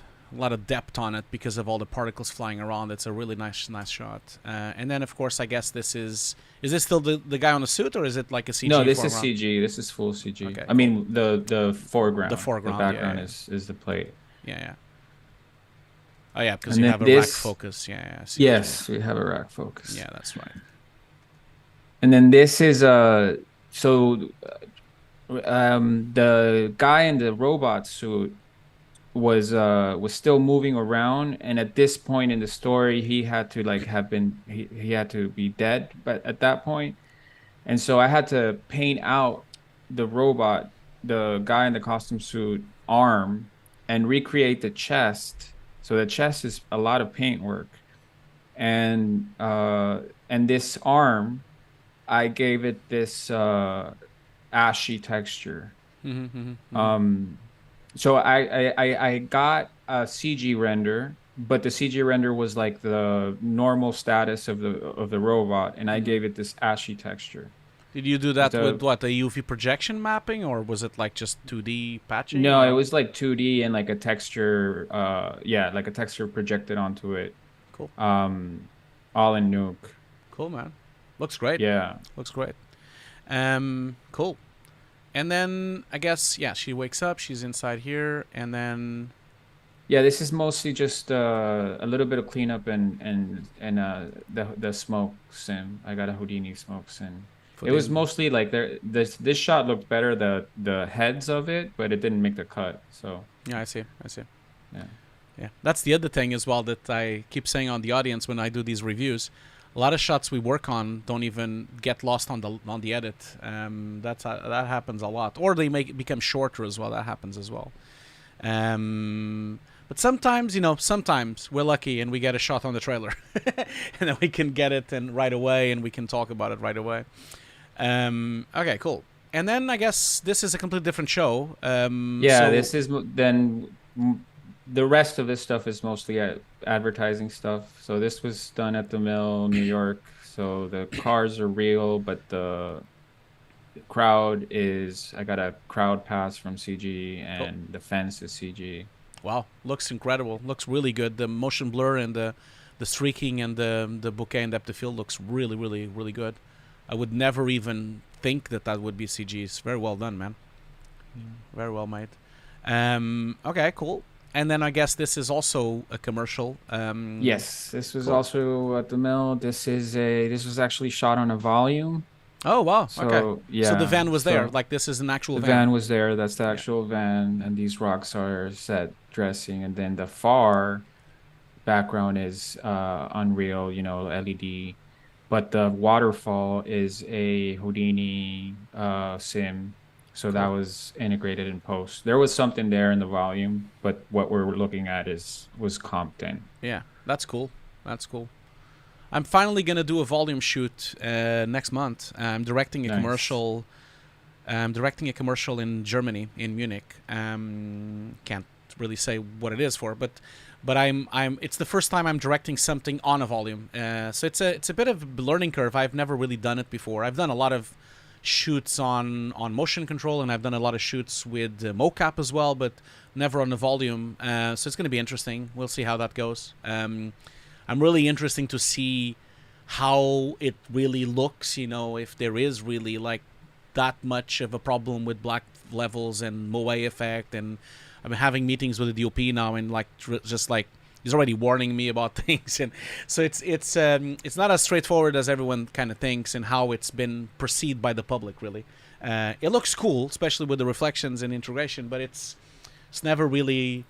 I've talked with a lot of people, friends of mine that worked on shows with volume, that they ended up having to a lot of times rotoscoping and comping it all back again. Although it helped with the reflections, of course, but yeah, it's. I think people have sometimes the wrong idea of what this thing is, that it's completely on camera. But this looks terrific. And then I guess this is the same thing, right? The close-up, same thing. Yeah. But you see all these nice reflections. That's actually on the volume, or is it like something that you've added? No, that is everything on ground is on set, is real in set. Camera. Yeah. It's really just that. The waterfall in the back, yeah, that's really nice. This kind of stuff is what really looks nice on volumes, when you're really close up in center and the focused backgrounds and everything. It looks fantastic. It looks just like if you were there. So it's as long as the background is a little bit soft, you can get away with it. Exactly. Cool. Okay, cool, excellent. And then same thing for here, I guess. Volume, same thing here. Yeah. And then the typical, cleanup commercial stuff. Yeah. This is a little different though. They actually did not shoot. They shot this. They shot a tracking version of this shot, and then in the edit they didn't want that. They wanted more like a pack shot, and so this is actually a projection. And yeah, so I got I had a model of the truck. The model was a little bit off. I had to add a little bit of detail in Maya, like the antenna and the bottom of the truck stopped earlier in the plate than it did in the model. Yeah. So I had to do a little bit of modeling there and then project that. I brought it into Maya, projected that, and yeah, this is a created camera move. Yeah. So. Yeah. That was a bit of a challenge, yeah. Yeah, I bet. Cool, man. Looks really nice. And what is this going on here? Is this a commercial as well? Yeah, this was at MPCLA. This was BMW commercial, really famous commercial. I really only added thickness to the smoke trails. Mm-hmm. This was done by another artist, and then I added really just the smoke trails, and I did a little bit of cleanup. Yeah. Cool. And so I'm assuming this is like, is there any location whatsoever, or is it like only parts of it? It is. There is a location. Okay. It's Cool. it was shot in a location in an exterior street. There's just cleanup in the building. Yeah.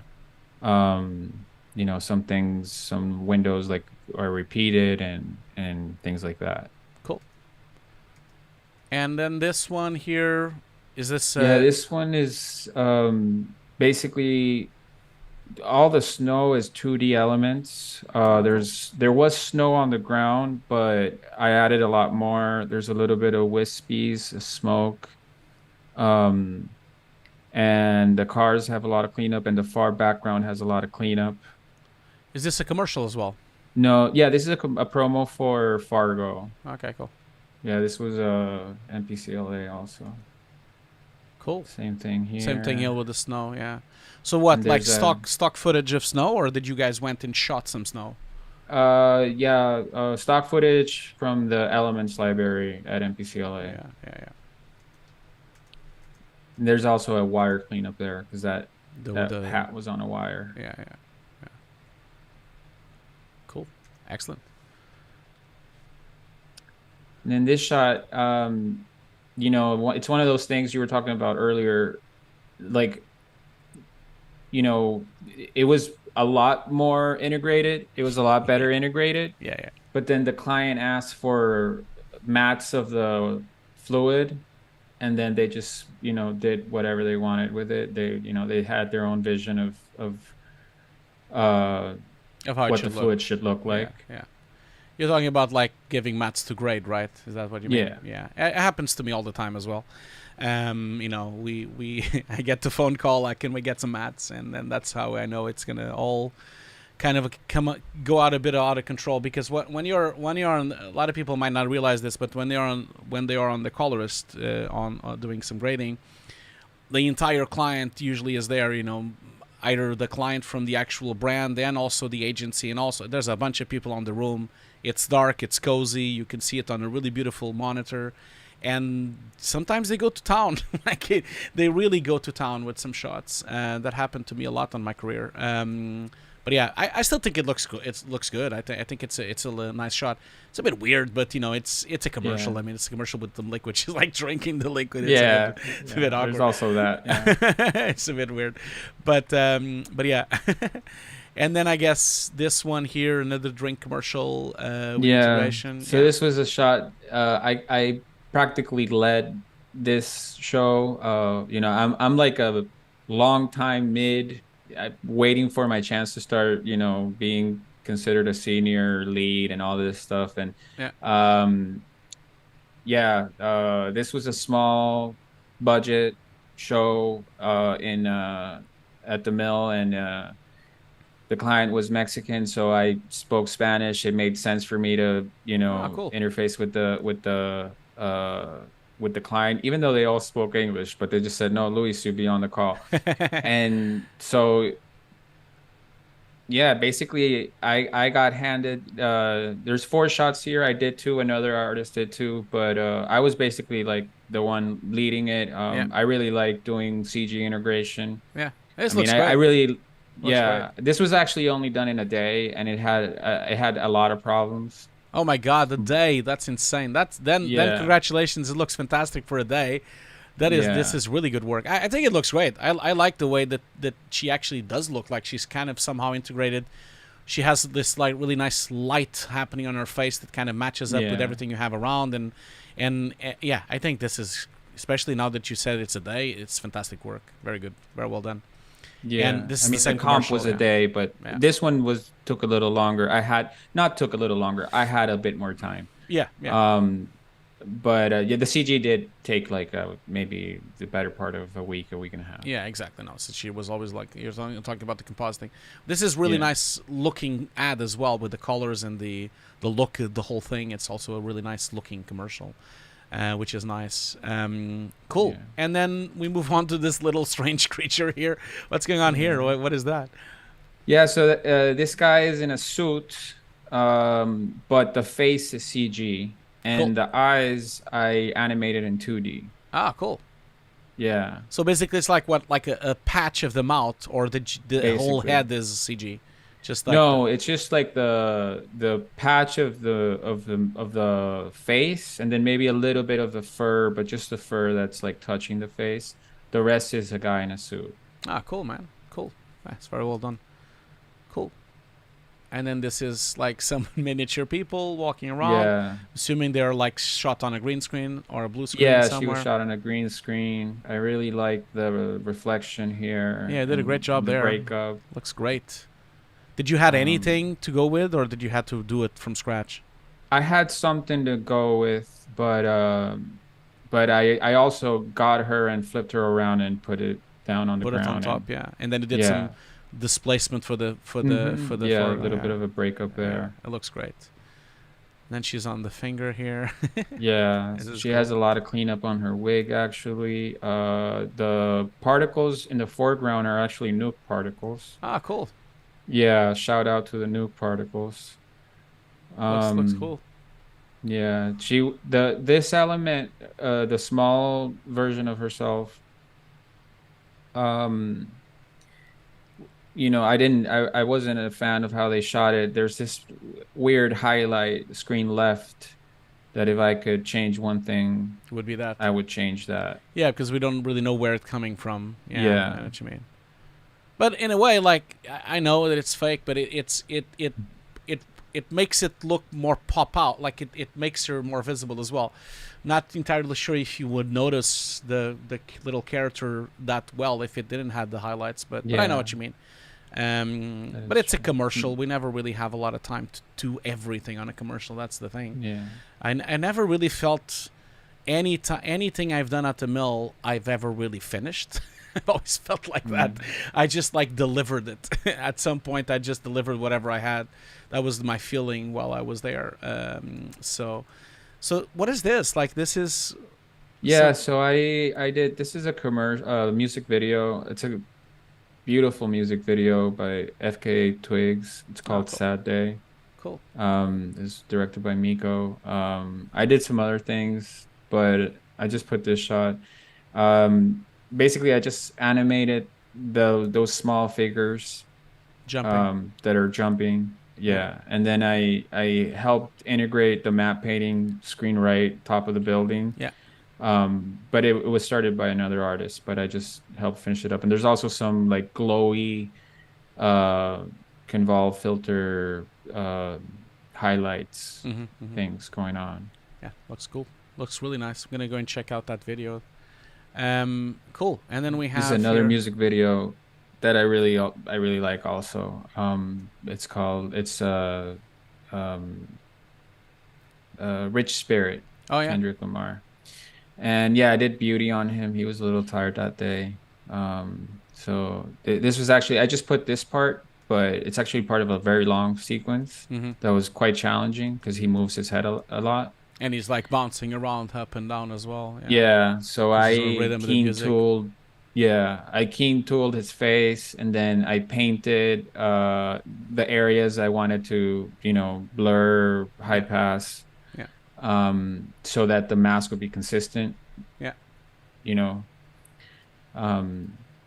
Yeah, so I wouldn't have to like go frame by frame. I would get a little bit of it for free. Cool. And then obviously pass, do it a second pass by hand. Cool. And then this is that top left. This was actually shot at night, and there's a big light coming out from the window, but this was all, that green area is all actually black. Oh, I see. And so so I had to 3D track this because in the plate, like, you would see more of, this is a little punched in, but you would see more in depth, and you'd think that it would be an easy 2D camera track because you kind of get the impression that you have features, but you really don't, because the features change a lot. And the automatic tracking would get confused jumping from one point to the other. Yeah. So I had to like create a camera move in Maya, which hopefully with the new 3D system you can, navigate and operate around in 3D space a little bit more pleasantly in Nuke. But I just found that bringing it into Maya and like, making a camera move match that was a little bit simpler because it's not that complex of a move. And I had some things were working with the camera tracker, but it was just jumping around a lot. So yeah, it was really interesting. I was thankful to have a CG artist next to me because we worked out how to make like a rig where, oh, this area is tracking well. So I would create a parent and make sure that that spot that was tracking correctly stayed there and just translate and rotate that parent. And that's how I got the camera moved. Cool. It's very well done. That might have been a very long explanation for a very simple shot, but it's not a simple shot at all. Like what you just explained is quite complicated, and I would never even guess. I'm glad you explained it because I would never even guess that you've even done anything on the shot, because it looks very much like it was shot like that. So it's well done. Cool. And then we have a Starbucks commercial here on the middle. Yeah, another matte painting, snowy. All the trees didn't have that snow accumulation. I got those from a matte painter, very good matte painter. Gave me a pass for that. So that's just, camera tracked in there. The white building has some snow there, all the trees. This front, so inside of the skating ring, this vine, that was quite tricky because there's a lot of occlusion. So I had to like hand 2D track that in. So I like froze the frame and then difference, to the whatever current frame I was working on and just translate it into place to have a little bit of continuity and a couple of passes of that. So that was a little bit tricky. Cool. Then we have a full CG. A full CG, yeah. Yeah, this was looks really nice. If anything, I just noticed that it's a bit noisy, but it also, it was very noisy. Yeah, it was very noisy. that was one of the problems. Like it was so noisy, so I did a lot of denoising. But apart from that, it looks absolutely photoreal. It looks absolutely photoreal. It looks fantastic. So well done on that. It looks really good. There was a lot of eyes on it. So it was very the creative director for this, Donnie, really helped push it. The lighting is so natural. So natural. Yeah. It's really fantastic, the lighting. It's all about the lighting, really. It's just really beautiful lighting, how it's like, you have all these kind of like little masks going through it and the light is like breaking up. It just looks so natural. It's fantastic. The CG soup, Steve Eisman is a great guy. Very knowledgeable. I really liked working on this. It looks very good. The whole thing looks fantastic. Yeah. What is this? Is it like a commercial for a furniture company or? It was Amazon Basics. Oh, I see. I see. And there's a map painting there on that I'm a little bit I'm kind of proud of because there's different cards. There's a little bit of parallax. Yeah, it looks very natural as well. No, this entire thing, man, it looks beautiful. Very good. I had no idea that Amazon had like furniture like this. I haven't even thought about it. Of course, they have everything. That's the thing. Yeah. They literally have everything. Yeah, this looks fantastic. Very good work. It's very, very beautiful. Well done to the whole team. And then we have an outside. Is this like green screen volume? What's going on here? No, it's a green screen. Looks a little bit HDRI-ish, but it's also one of those things where, the client, like if this was real, the windows would be blown out, Yeah. So but this is, it's one of those things that you can't really, they won't want that because it will look fake or whatever, like, or more amateurish, or I completely get that. But I think it looks great. That's why I was asking if it was volume, because it looks very well integrated. So I think you did a great job. So there's replacements in the rear window, rear view mirror. Yeah. There's a screen replacement, which was fun to track. Yeah. Yeah. They're filming each other on the car. And then you have like a CG Howl here, like with some glasses. It's so funny. Is this like a commercial for what? Like for a school or something? Or for no, it's called America's Best, which is like a discount eyeglass company. Okay, I see. It's really nice. It's very stylized, the CG, but it looks really pretty. It looks really nice. Yeah. It's like half stylized, half photoreal. It's an interesting. So yeah, it's a great creative choice because it looks really fun. It looks really nice. I like what this it looks shot like. was one of the first that got approved, and so it became a hero shot for the rest. So I'm really proud of how this one came out. Like he looks so fluffy and he does, yeah, huggable. Absolutely. That's the thing, I like when this happens. When a very strange style kind of gets merged between reality and fantasy, and it just makes something up. And this is really, really interesting. Got a lot of hearts on the chat with this one. Like I saw some pop-ups now on the chat. People like cute animals always.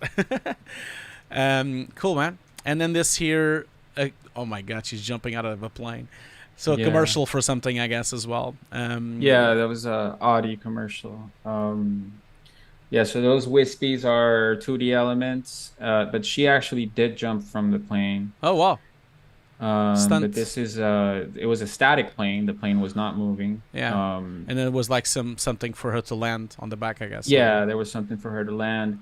The car is a real car, but the reflection in the belly of the plane is a CG pass. Oh, cool. And there's a lot of cleanup on the plane. This was shot in a plane graveyard. Oh, I see. They literally probably just found the plane that they could use or something over there. Yeah. Well, man, cool, man. Well, I guess, like I said, your show really is very good. Like very good work, man. I am gonna leave it looping for a little bit here for other people to watch it. You have an eclectic amount of work here, from TV shows to commercials to music videos. I guess the only thing you haven't really put in on your showreel is film. Have you ever worked on film, or are you considering that? Or I did like half a day on Ghost in the Shell. Oh, cool. Cleaned up Scarlett Johansson for like half a day. Really, it was training. I'm looking forward to working in film. I would really like to add that notch to my belt. And I think you would really fit in really well, because your work is already kind of film, really. Like if you look at the work you have here, is very real, very photoreal, very grounded based. I think you would do really well on a film company for sure. Some of these shots look outstanding. It's very good work, man. Congratulations, Luis. I think like you did it really well. Yeah. Thank you. Yeah, I mean, shout out to everybody that I've ever worked with, really. I mean, all my supervisors, all my heads of department, all my leads. I've worked with, really talented people that I really admire. Yeah, absolutely, man. This is a team effort for sure. People sometimes forget that. Like, there's always dozens and dozens of people working with us, bringing all these shots together. So thanks for shouting that out. Thanks for mentioning that. That's really kind of you as well. I like that a lot. Cool, man. So I guess at the beginning, Luis, you told me that you were looking. Are you currently looking for work? Or are you still working? Currently working? No, I'm currently looking. I'm available. I would love to jump on a show immediately. I am fully operational. I have my Nuke license. I have my workstation. Cool. I can work from my workstation, or I can remote into anywhere in the world. I can work whatever time zone you want. It's on the screen here. It's on the screen here. If anyone needs some good compositing, there's the email for Luis. There's his phone number as well. and you've seen his work. If anyone needs any kind of really good compositing, he's the man to go. Like I hope you get work right away and very Thank soon, you. and good luck with all of that. Amen. I'm gonna stop sharing my screen here. So going back to you. So Luis, again, I can't thank you enough for coming into the show. It's fantastic to have a senior person that has been working for a long time and disconstructing the shots like this. I love that because it gives a lot of information, a lot of knowledge to be shared to my juniors and to my students and to the people that are watching the show, because majority of the time sometimes we have a lot of beginners on the show. So thank you so much for telling us all this information and give us all this knowledge. It was fantastic to hear. I really loved it. Yeah, no, thank you, Hugo, for everything you do. Shout out to the juniors and mids. It's rough. It's rough when you're a junior or a mid. You got to make the most of the resources you have. Hugo's desk is definitely a wonderful resource. Oh, thanks so much for saying that. Yeah, no, definitely. I'm enrolled in the course. I haven't gone through all of it, but I hope to right now that I have a little bit more time. Yeah. Well, I'm doing a lot of new classes as well. I'm updating the course and putting more stuff in and more workshops and more stuff as well, trying to get it even bigger than it is now. But yeah, thank you so much for saying that, and try my best. Like obviously, I would love to do this more often, but I have a day job, so this is just like my side gig. But yeah, and there's a lot of really good resources on YouTube. It's really different from when we started, you know, like we had nothing when we started. So it's really, really nice to have YouTube as a platform for people to go and learn stuff. If I could recommend one video for all the juniors and the mids, it's how to stand out as a junior compositor. It's in the Foundry playlist. It basically just tells you how to organize your scripts so that leads, mids, and seniors can pick up your script and pick it up and just hit the ground running. Yeah, which is so important. As a compositor, because working in an organized way organizes your thought process. Yeah. And absolutely. That is so important. That's something that I don't see, being hammered, home as much as I would like. Yep. But yeah, it's called How to Stand Out as a Junior Compositor, Skill Up with New Foundry. It's Chris Weatherly. Yeah, it's a fantastic video. I know exactly what you mean. Yeah. I am looking for it right now, but I'm on the compositing page of the Foundry right now. I can text it to you. Yeah, yes, do that, because then I can share it on the screen for everyone to see. I know exactly which video you're talking about. It's a fantastic video, and you're right. Like, there's not much about that. Like a lot of times we don't have videos about how to make the comps, how to do the stuff. I was there on the room when he did the video. FMX, I was at FMX. Chris knows his thing, and I'm gonna just share my screen real quick so that people can see that. So sorry about that. Oh, wait a minute, I did the wrong thing. That's not what I wanted. Sorry about that. Just a second. I'm gonna share my screen. It's not that button. It's this button here. Sorry, I had the wrong button, and now I'm sharing it. Just a second. Yeah, there you go. There you go. Now I'm sharing it. So yeah, that's the video that Luis is talking about. I'm gonna share it on the. It's a really good video. I know it's a bit long. It's 43 minutes, but I actually don't think it's that long. but I know people now only want to watch shorts on 5 minutes. But putting it on the chat as well for all of you to watch. This video is really good. Good shout out, man. Thank you so much for saying that. And not only this video, but Foundry has a fantastic collection of videos for you to watch. In fact, this website that I am showing on the screen right now, which is called compositing. It has pretty much everything you need. You have like some fundamentals, you have some workshops here, you have some specific topics like painting and rotoscoping, keying. Then you have, of course, some grading as well. And not only that, but at the end here, at the very end of this website, you have some of the YouTube channels that you can go and check. You also have some courses as well that you can go and check out as well. I think this link is probably the best place to start for everyone that is starting out now. I'm gonna put it on the chat as well for everyone to watch. Yeah, and start with this link because from here then you can spawn to other places, and most of these people that you see here on this website, Sebastian and the Compositing Academy and VFX for Filmmakers, all these channels are very good, because I know it's a sea of channels on YouTube, and there's a lot of bad channels out there, and a lot of really channels that don't know what they're talking about.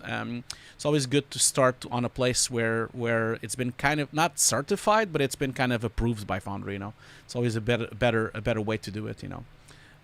Cool, man. Thank you so much for shouting that out. Cool. So I guess. Anything else, Luis, or should we wrap it up then? No, I mean, I guess it would be interesting maybe to, if I could ask a couple of questions, maybe. Yeah, go for it. Yeah. What do you feel like the industry is at right now? How do you feel the industry is going right now? I think the industry right now is not. I'll be very honest. I don't think it's going that well. Like I'm talking with a lot of people on the background, and the biggest issue right now, and I'm also seeing that on the works that I'm working on, there's a big issue now with really a relentless bidding war, and that bidding war is really producing a lot of complicated productions to be done. Productions that have not enough time, productions that have too little budgets, and really breaking companies altogether. I'm not very positive at the moment. I think some studios are kind of breaking each other up because of the bidding wars, and some VFX studios, and then the film studios and the the streaming giants are really, it's like a race to the bottom, and I'm not enjoying that at all. Like, I think it's not going very well. Having said that, it always comes and goes. Sometimes we have a good moment, and then we have a worse moment. Like, I think a couple of years ago we had some good moments, and I think now this, and also the writer strike, and also some of the productions being pushed to the forward, not to mention all the explosion of AI, it's some troubling times ahead for sure. I'm not very positive at the moment, but like I said, I've been working on this industry since the 99, so it's been like 24 years or something. And it kind of goes up and down, Sometimes it's a bit better, sometimes a bit worse, and we keep going. But yeah, that's what I would say. And for me personally, especially this AI thing, I think there's a lot of confusion out there in the world, and a lot of miscommunication and misunderstanding of what exactly is happening right now, and a lot of marketing bullshit around it as well. And I feel like there's a lot of noise, especially on Twitter, a lot of noise. But yeah, I'm not that positive right now. But maybe I hope I change that soon. Yeah. Yeah, it's interesting. I don't, obviously there's been so many layoffs. There's been studios that shut down, and there's also, it seems to me, and correct me if I'm wrong, but it seems to me like there's like a sweet spot of the size of the studio. Yep. Like if it gets too big, it becomes just unruly, and you can't, because as soon as that big studio has a big, part of the business that goes into the red, it drags all the other side down with it. Whereas, a smaller studio wouldn't get that much in trouble if, they could break up and maybe freelance, but, like a medium-sized studio wouldn't have that problem. I feel like there's like a sweet spot of the size of the studio. Yeah, absolutely. I absolutely agree with you 100%. And And also, I think that's already happening. Like we are seeing now a lot of like smaller studios kind of like breaking in a little bit more and actually getting some really good jobs and getting some stuff out because they have a lot less costs. I think the bigger studios are really in trouble right now especially because of the cost, because a lot of them have really big facilities and they have a lot of really big buildings on main cities. I'll give you an example here from London. Like a lot of the big facilities over here, they have these massive buildings on central London with like a capacity for 1,000 people, and they're half empty because a lot of people are working from home. A lot of people are not going back to the office. A lot of people do not want to go back to the office. And so it poses a problem because all of these facilities have these long-term rentals and these long-term leases with these big ass companies and big ass buildings. And so that is really creeping into any profit because they're paying millions of rent, you know. So obviously a company that is producing work remotely or producing work on a really tiny office will probably have a much better time with some profit, you know. It's definitely the case. I see that as well. Yeah, absolutely. Yeah, and then the other thing I wanted to pick your brain about is like the inefficiencies in remote work. Because I'm a fan of remote work, but I understand that there are, you know, problems, and I would like to address them, right? So like one of the you know, the most apparent thing for me is like remote work doesn't excuse you from having relationships with these people. Like you have to have relationships with people. You have to understand you have a good working relationship, right? It's one thing where like you have a group of people that know each other, understand how to communicate, have, you know, workflows and best practices that they all agree on, hit the ground running, as opposed to people that don't know each other. Maybe there's a language barrier, culture barrier, whatever barrier. It's much less efficient. Yeah. It's so, you know, well, that's one of those things where like I see a lot of inefficiencies and that I would like to address so that the remote work, you know, becomes viable. Yeah, no, I know what you mean. I know what you mean. I guess for me, like, I think I've been working remotely for a long time. You know, even before the pandemic, I've been working remotely effectively since I left the mill. And then every project I've done at Sony and at Fire.Smoke and at Ubisoft and all the projects I've done forwards after I left the mill are all been done remotely, although of course on set as well and doing those kind of things. But I think there is like you need to kind of strike a balance somehow. Like I because I've been working remotely for 8 years and most of my team has been also working remotely with me on the projects that we've been producing for the last 8 years.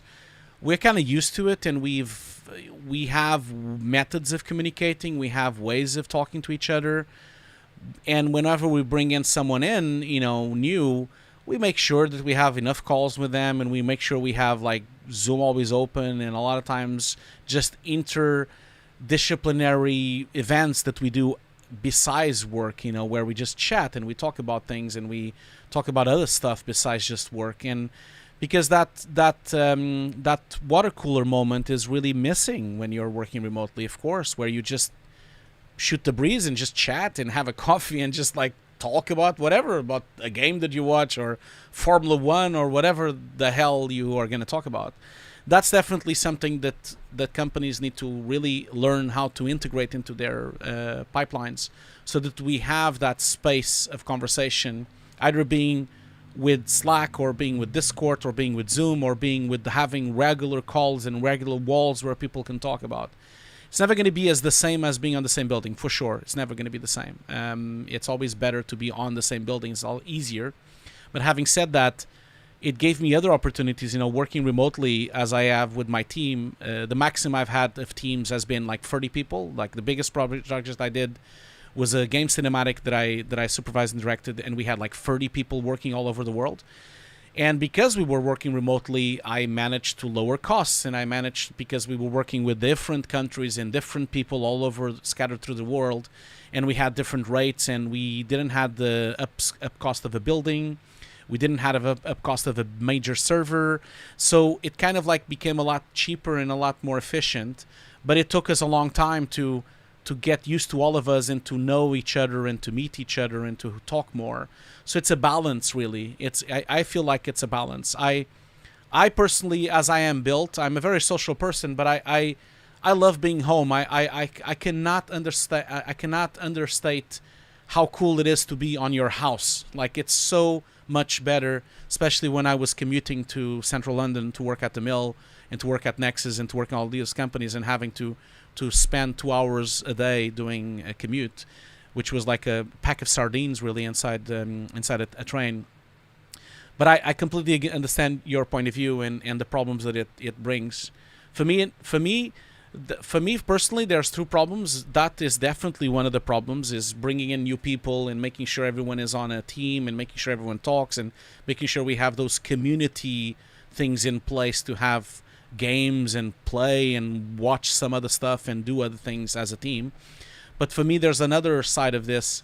I really don't like this streaming, remoting, logging into machines that we are now going into, and I feel like it's not very efficient and not very good if your internet is a bit slow or if your internet is a bit laggy. For me personally, and it has other problems as well, it doesn't really give you a full 10-bit image with multiple displays. You can't really have a video out. You can't have really proper playback as it should. So there's a lot of problems for me on that side as well, and I've been fortunate enough to manage to kind of convince my clients that we could do local files instead of having streaming boxes and all those things. So there's that part of it as well, which I think we're also underdeveloping, because I think there's a lot of lack of proper cache servers everywhere, so we can have a better seamless experience with streaming boxes and logging into servers and logging into other boxes inside companies. And of course, there's then the legal side of it, the NDAs and the security and all that as well. So definitely we're just starting, and I think this is still a long way to go for us to have a seamless experience. We need a lot of things. We need like faster internet. We need better servers and better cache servers all scattered through the world. So we have an experience a bit like YouTube, like YouTube is as good as it is because they don't have the videos all in one place. They have all the videos copied out throughout multiple servers all over the world. And this is kind of how we need to move forward to. But yeah, it's tricky. I think also it's not for everyone, I guess. Some people hate being at home. Other people love to be at the office. It kind of, I guess maybe a hybrid of both things could be a way to go. But then the hybrid has a problem because then people have to be on the same country and then they have to move into the office, and that could be tricky as well. So it's I don't have any answers, but I feel that we'll get there. It's going to take maybe a bit of time.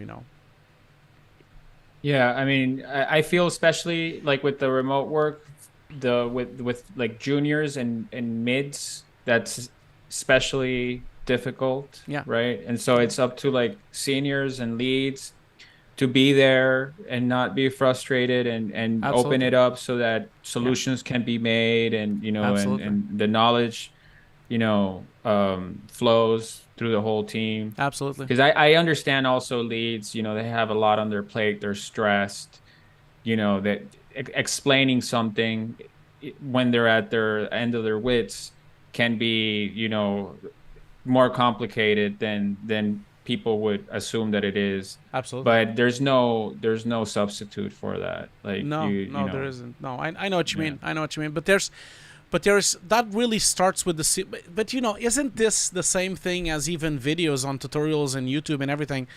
I feel like there's a responsibility from seniors to do more about this thing. Just like you mentioned, they should be more open. They should be more inclusive. They should talk with more of the juniors and teach them and try to have an environment that feels similar to an office where we were all together.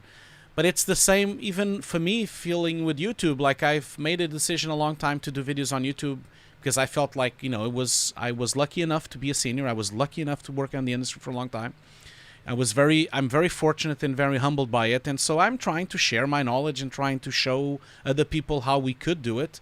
And I feel like I miss that. I miss that other people do it as well. I miss that. I feel like as a senior, there's a responsibility for you to try to to teach the next wave of people, because it will just help everyone. It will help the industry, will help your own productions, it will help the industry in general. So I completely agree with you. I feel like that's what I try to do, and I try to tell my fellow artists to try to do the same as well. It's all about having patience and really trying to take care of the juniors, because they're not going to learn by themselves, you know, and also not only they're not going to learn by themselves, they're going to learn the wrong ways if they are just looking at YouTube or trying to figure it out by themselves. You know, it can become a problem, definitely, you know.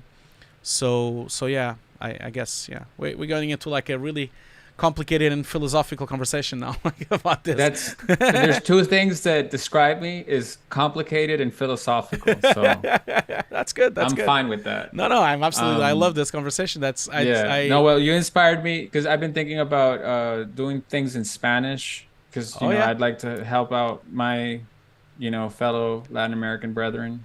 Of course.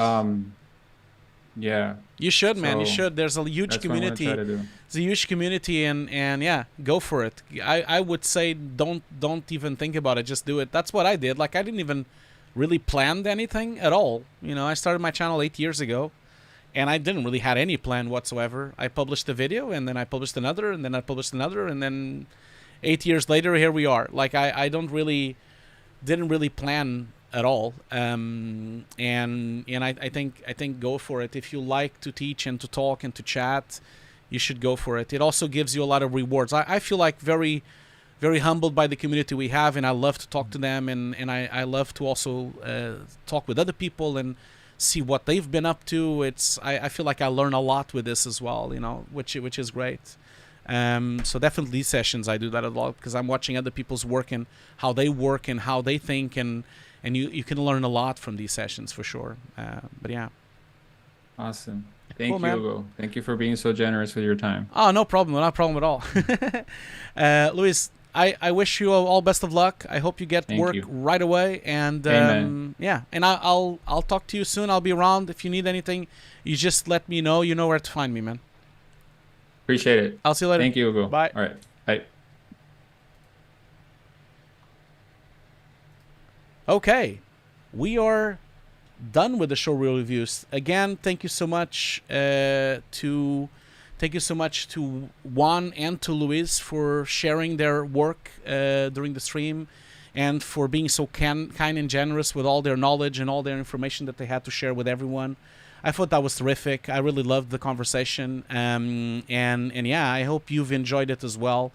I know I have enjoyed it. So thank you so much for being here. I guess we're gonna wrap up. Basically, we're gonna, like I said, we're going to do the giveaway of my new course. That's the final thing we're gonna do. Just before, I just posted on the chat, if anyone has not signed up to it, they can do that now if they want to. I just wanted to let everyone know that when is going to be the next stream as well, while we're waiting for people to sign up to the giveaway. So the next stream is going to be next Friday. That's the next time we're going to do a stream. And that's going to be on Twitch. So remember, I am now doing streams of compositing on Twitch every 2 weeks. It's on Fridays. So we are not doing one this week. We're doing one next week. So next week I'll be back on Twitch, and I'm going to continue some of the Sniper Elite 5 compositing that I was doing last week. Don't forget that you can watch, if you go to YouTube's Hugo's Desk on Twitch, you can watch the VOD. The video on demand is there. It's free. You can go and watch it. It's not buried behind anything. Anyone can go and watch it. And it's there for you to... It doesn't have chapters. I apologize for that, but Twitch doesn't have chapters. And then we'll be back next month for more showreel reviews. I want to make sure I tell everyone, don't forget that for you to join the showreel reviews here on YouTube, you need to make sure you upload the showreel to that link on Dropbox that I have on every single video in the description. But don't just drop the video there. You need to contact me, because I need to confirm that you're going to be on the stream. Because I only do the review if I can get to talk to you. Reason for that is really because I want to hear your side of the story, and I want to hear how you've done the shot, and I think everyone will be much more with a lot more knowledge if they can hear you too. So so yeah, that's what I would say. So without further ado, let's just check out how we're doing here with the giveaway. So we have, let's see here. I'm gonna do it now. So we have 40 people that have entered the giveaway, which is awesome. So we have 40 people that can potentially win the Nuke course. Don't forget that next week on Friday on Twitch, we're going to have another Nuke license. So the founder has been very generous and very kind to give us some Nuke licenses for us to have on the stream. So I'm going to give away another Nuke license next week on Friday. And today I'm going to give away the Nuke course. So let's just check out who's the winner. Remember, for you to win the thing, you need to kind of like be here. Otherwise, I will just draw it again. And so that I can tell you that you've won. So I'm going to just roll the dice here and see where we are. Let's see here where we are. Who is going to win? Okay, cool. So let's just see here. So the winner today, I hope they're here. I hope so. Let me just put here the winner. So the winner of the Nuke course is... So I have... The winner is Alan Martiz. Anval. Alan Martiz. And from Mexico. Congratulations. I hope you are here on the stream. If you are here, please let me know and say that you're here, Alan, so that I can congratulate you for winning the Nuke course. Oh, sorry, I misspelled D. Sorry about that. It's missing an H there. Is Alan here? Let's see here. Orient Axis is saying, I've entered your channel for the first time. Could you please tell me what is this live video purpose? Orient Axis, this live stream is I'm basically reviewing showreels of visual effects artists of the industry. So basically, that's what we're doing today. I sometimes also do some compositing showreels, some compositing streams as well. But that's what we do here. People submit their work, and then I review it, and we talk about it, and we have a chat, and it's like a conversation stream, really. That's what it is, Orient. In my channel, if you want to know, I have a podcast for visual effects, and I have multiple videos as well. Is Alan here? Okay, cool. Alan is here. So, Alan, congratulations of winning the Nuke. Congratulations on winning the Nuke course. Much appreciated for you to join. Give me a couple of days. I'm going to contact you in a couple of days, telling you how you can access the course. For all those of you that didn't win the course, don't worry. You know, like there is... oh, did I give you the wrong... Okay, I think I gave you the wrong thing. No, maybe not. No, here it goes. Okay. For those of you that or didn't win the course, you can still buy the course if you want to by joining this Shopify shop. So I have two courses right now. I have a new compositing course and a workshops course. So yeah, congratulations, Alan. Much appreciated for you to being here. And I guess that's it, really. So I'll see you all next week. Friday, I'll be back on Twitch, not on YouTube, on Twitch. And I'll be doing some Nuke compositing. We're going to be giving away a Nuke license as well, like we did last week. And yeah, that's it. Thank you so much for joining me today. And it was great to chatting with all of you. And I guess I'll see you all around. I'll see you all later. Goodbye, everyone. Have a great week. Have a great weekend. And have a great time, okay? I'll see you all later.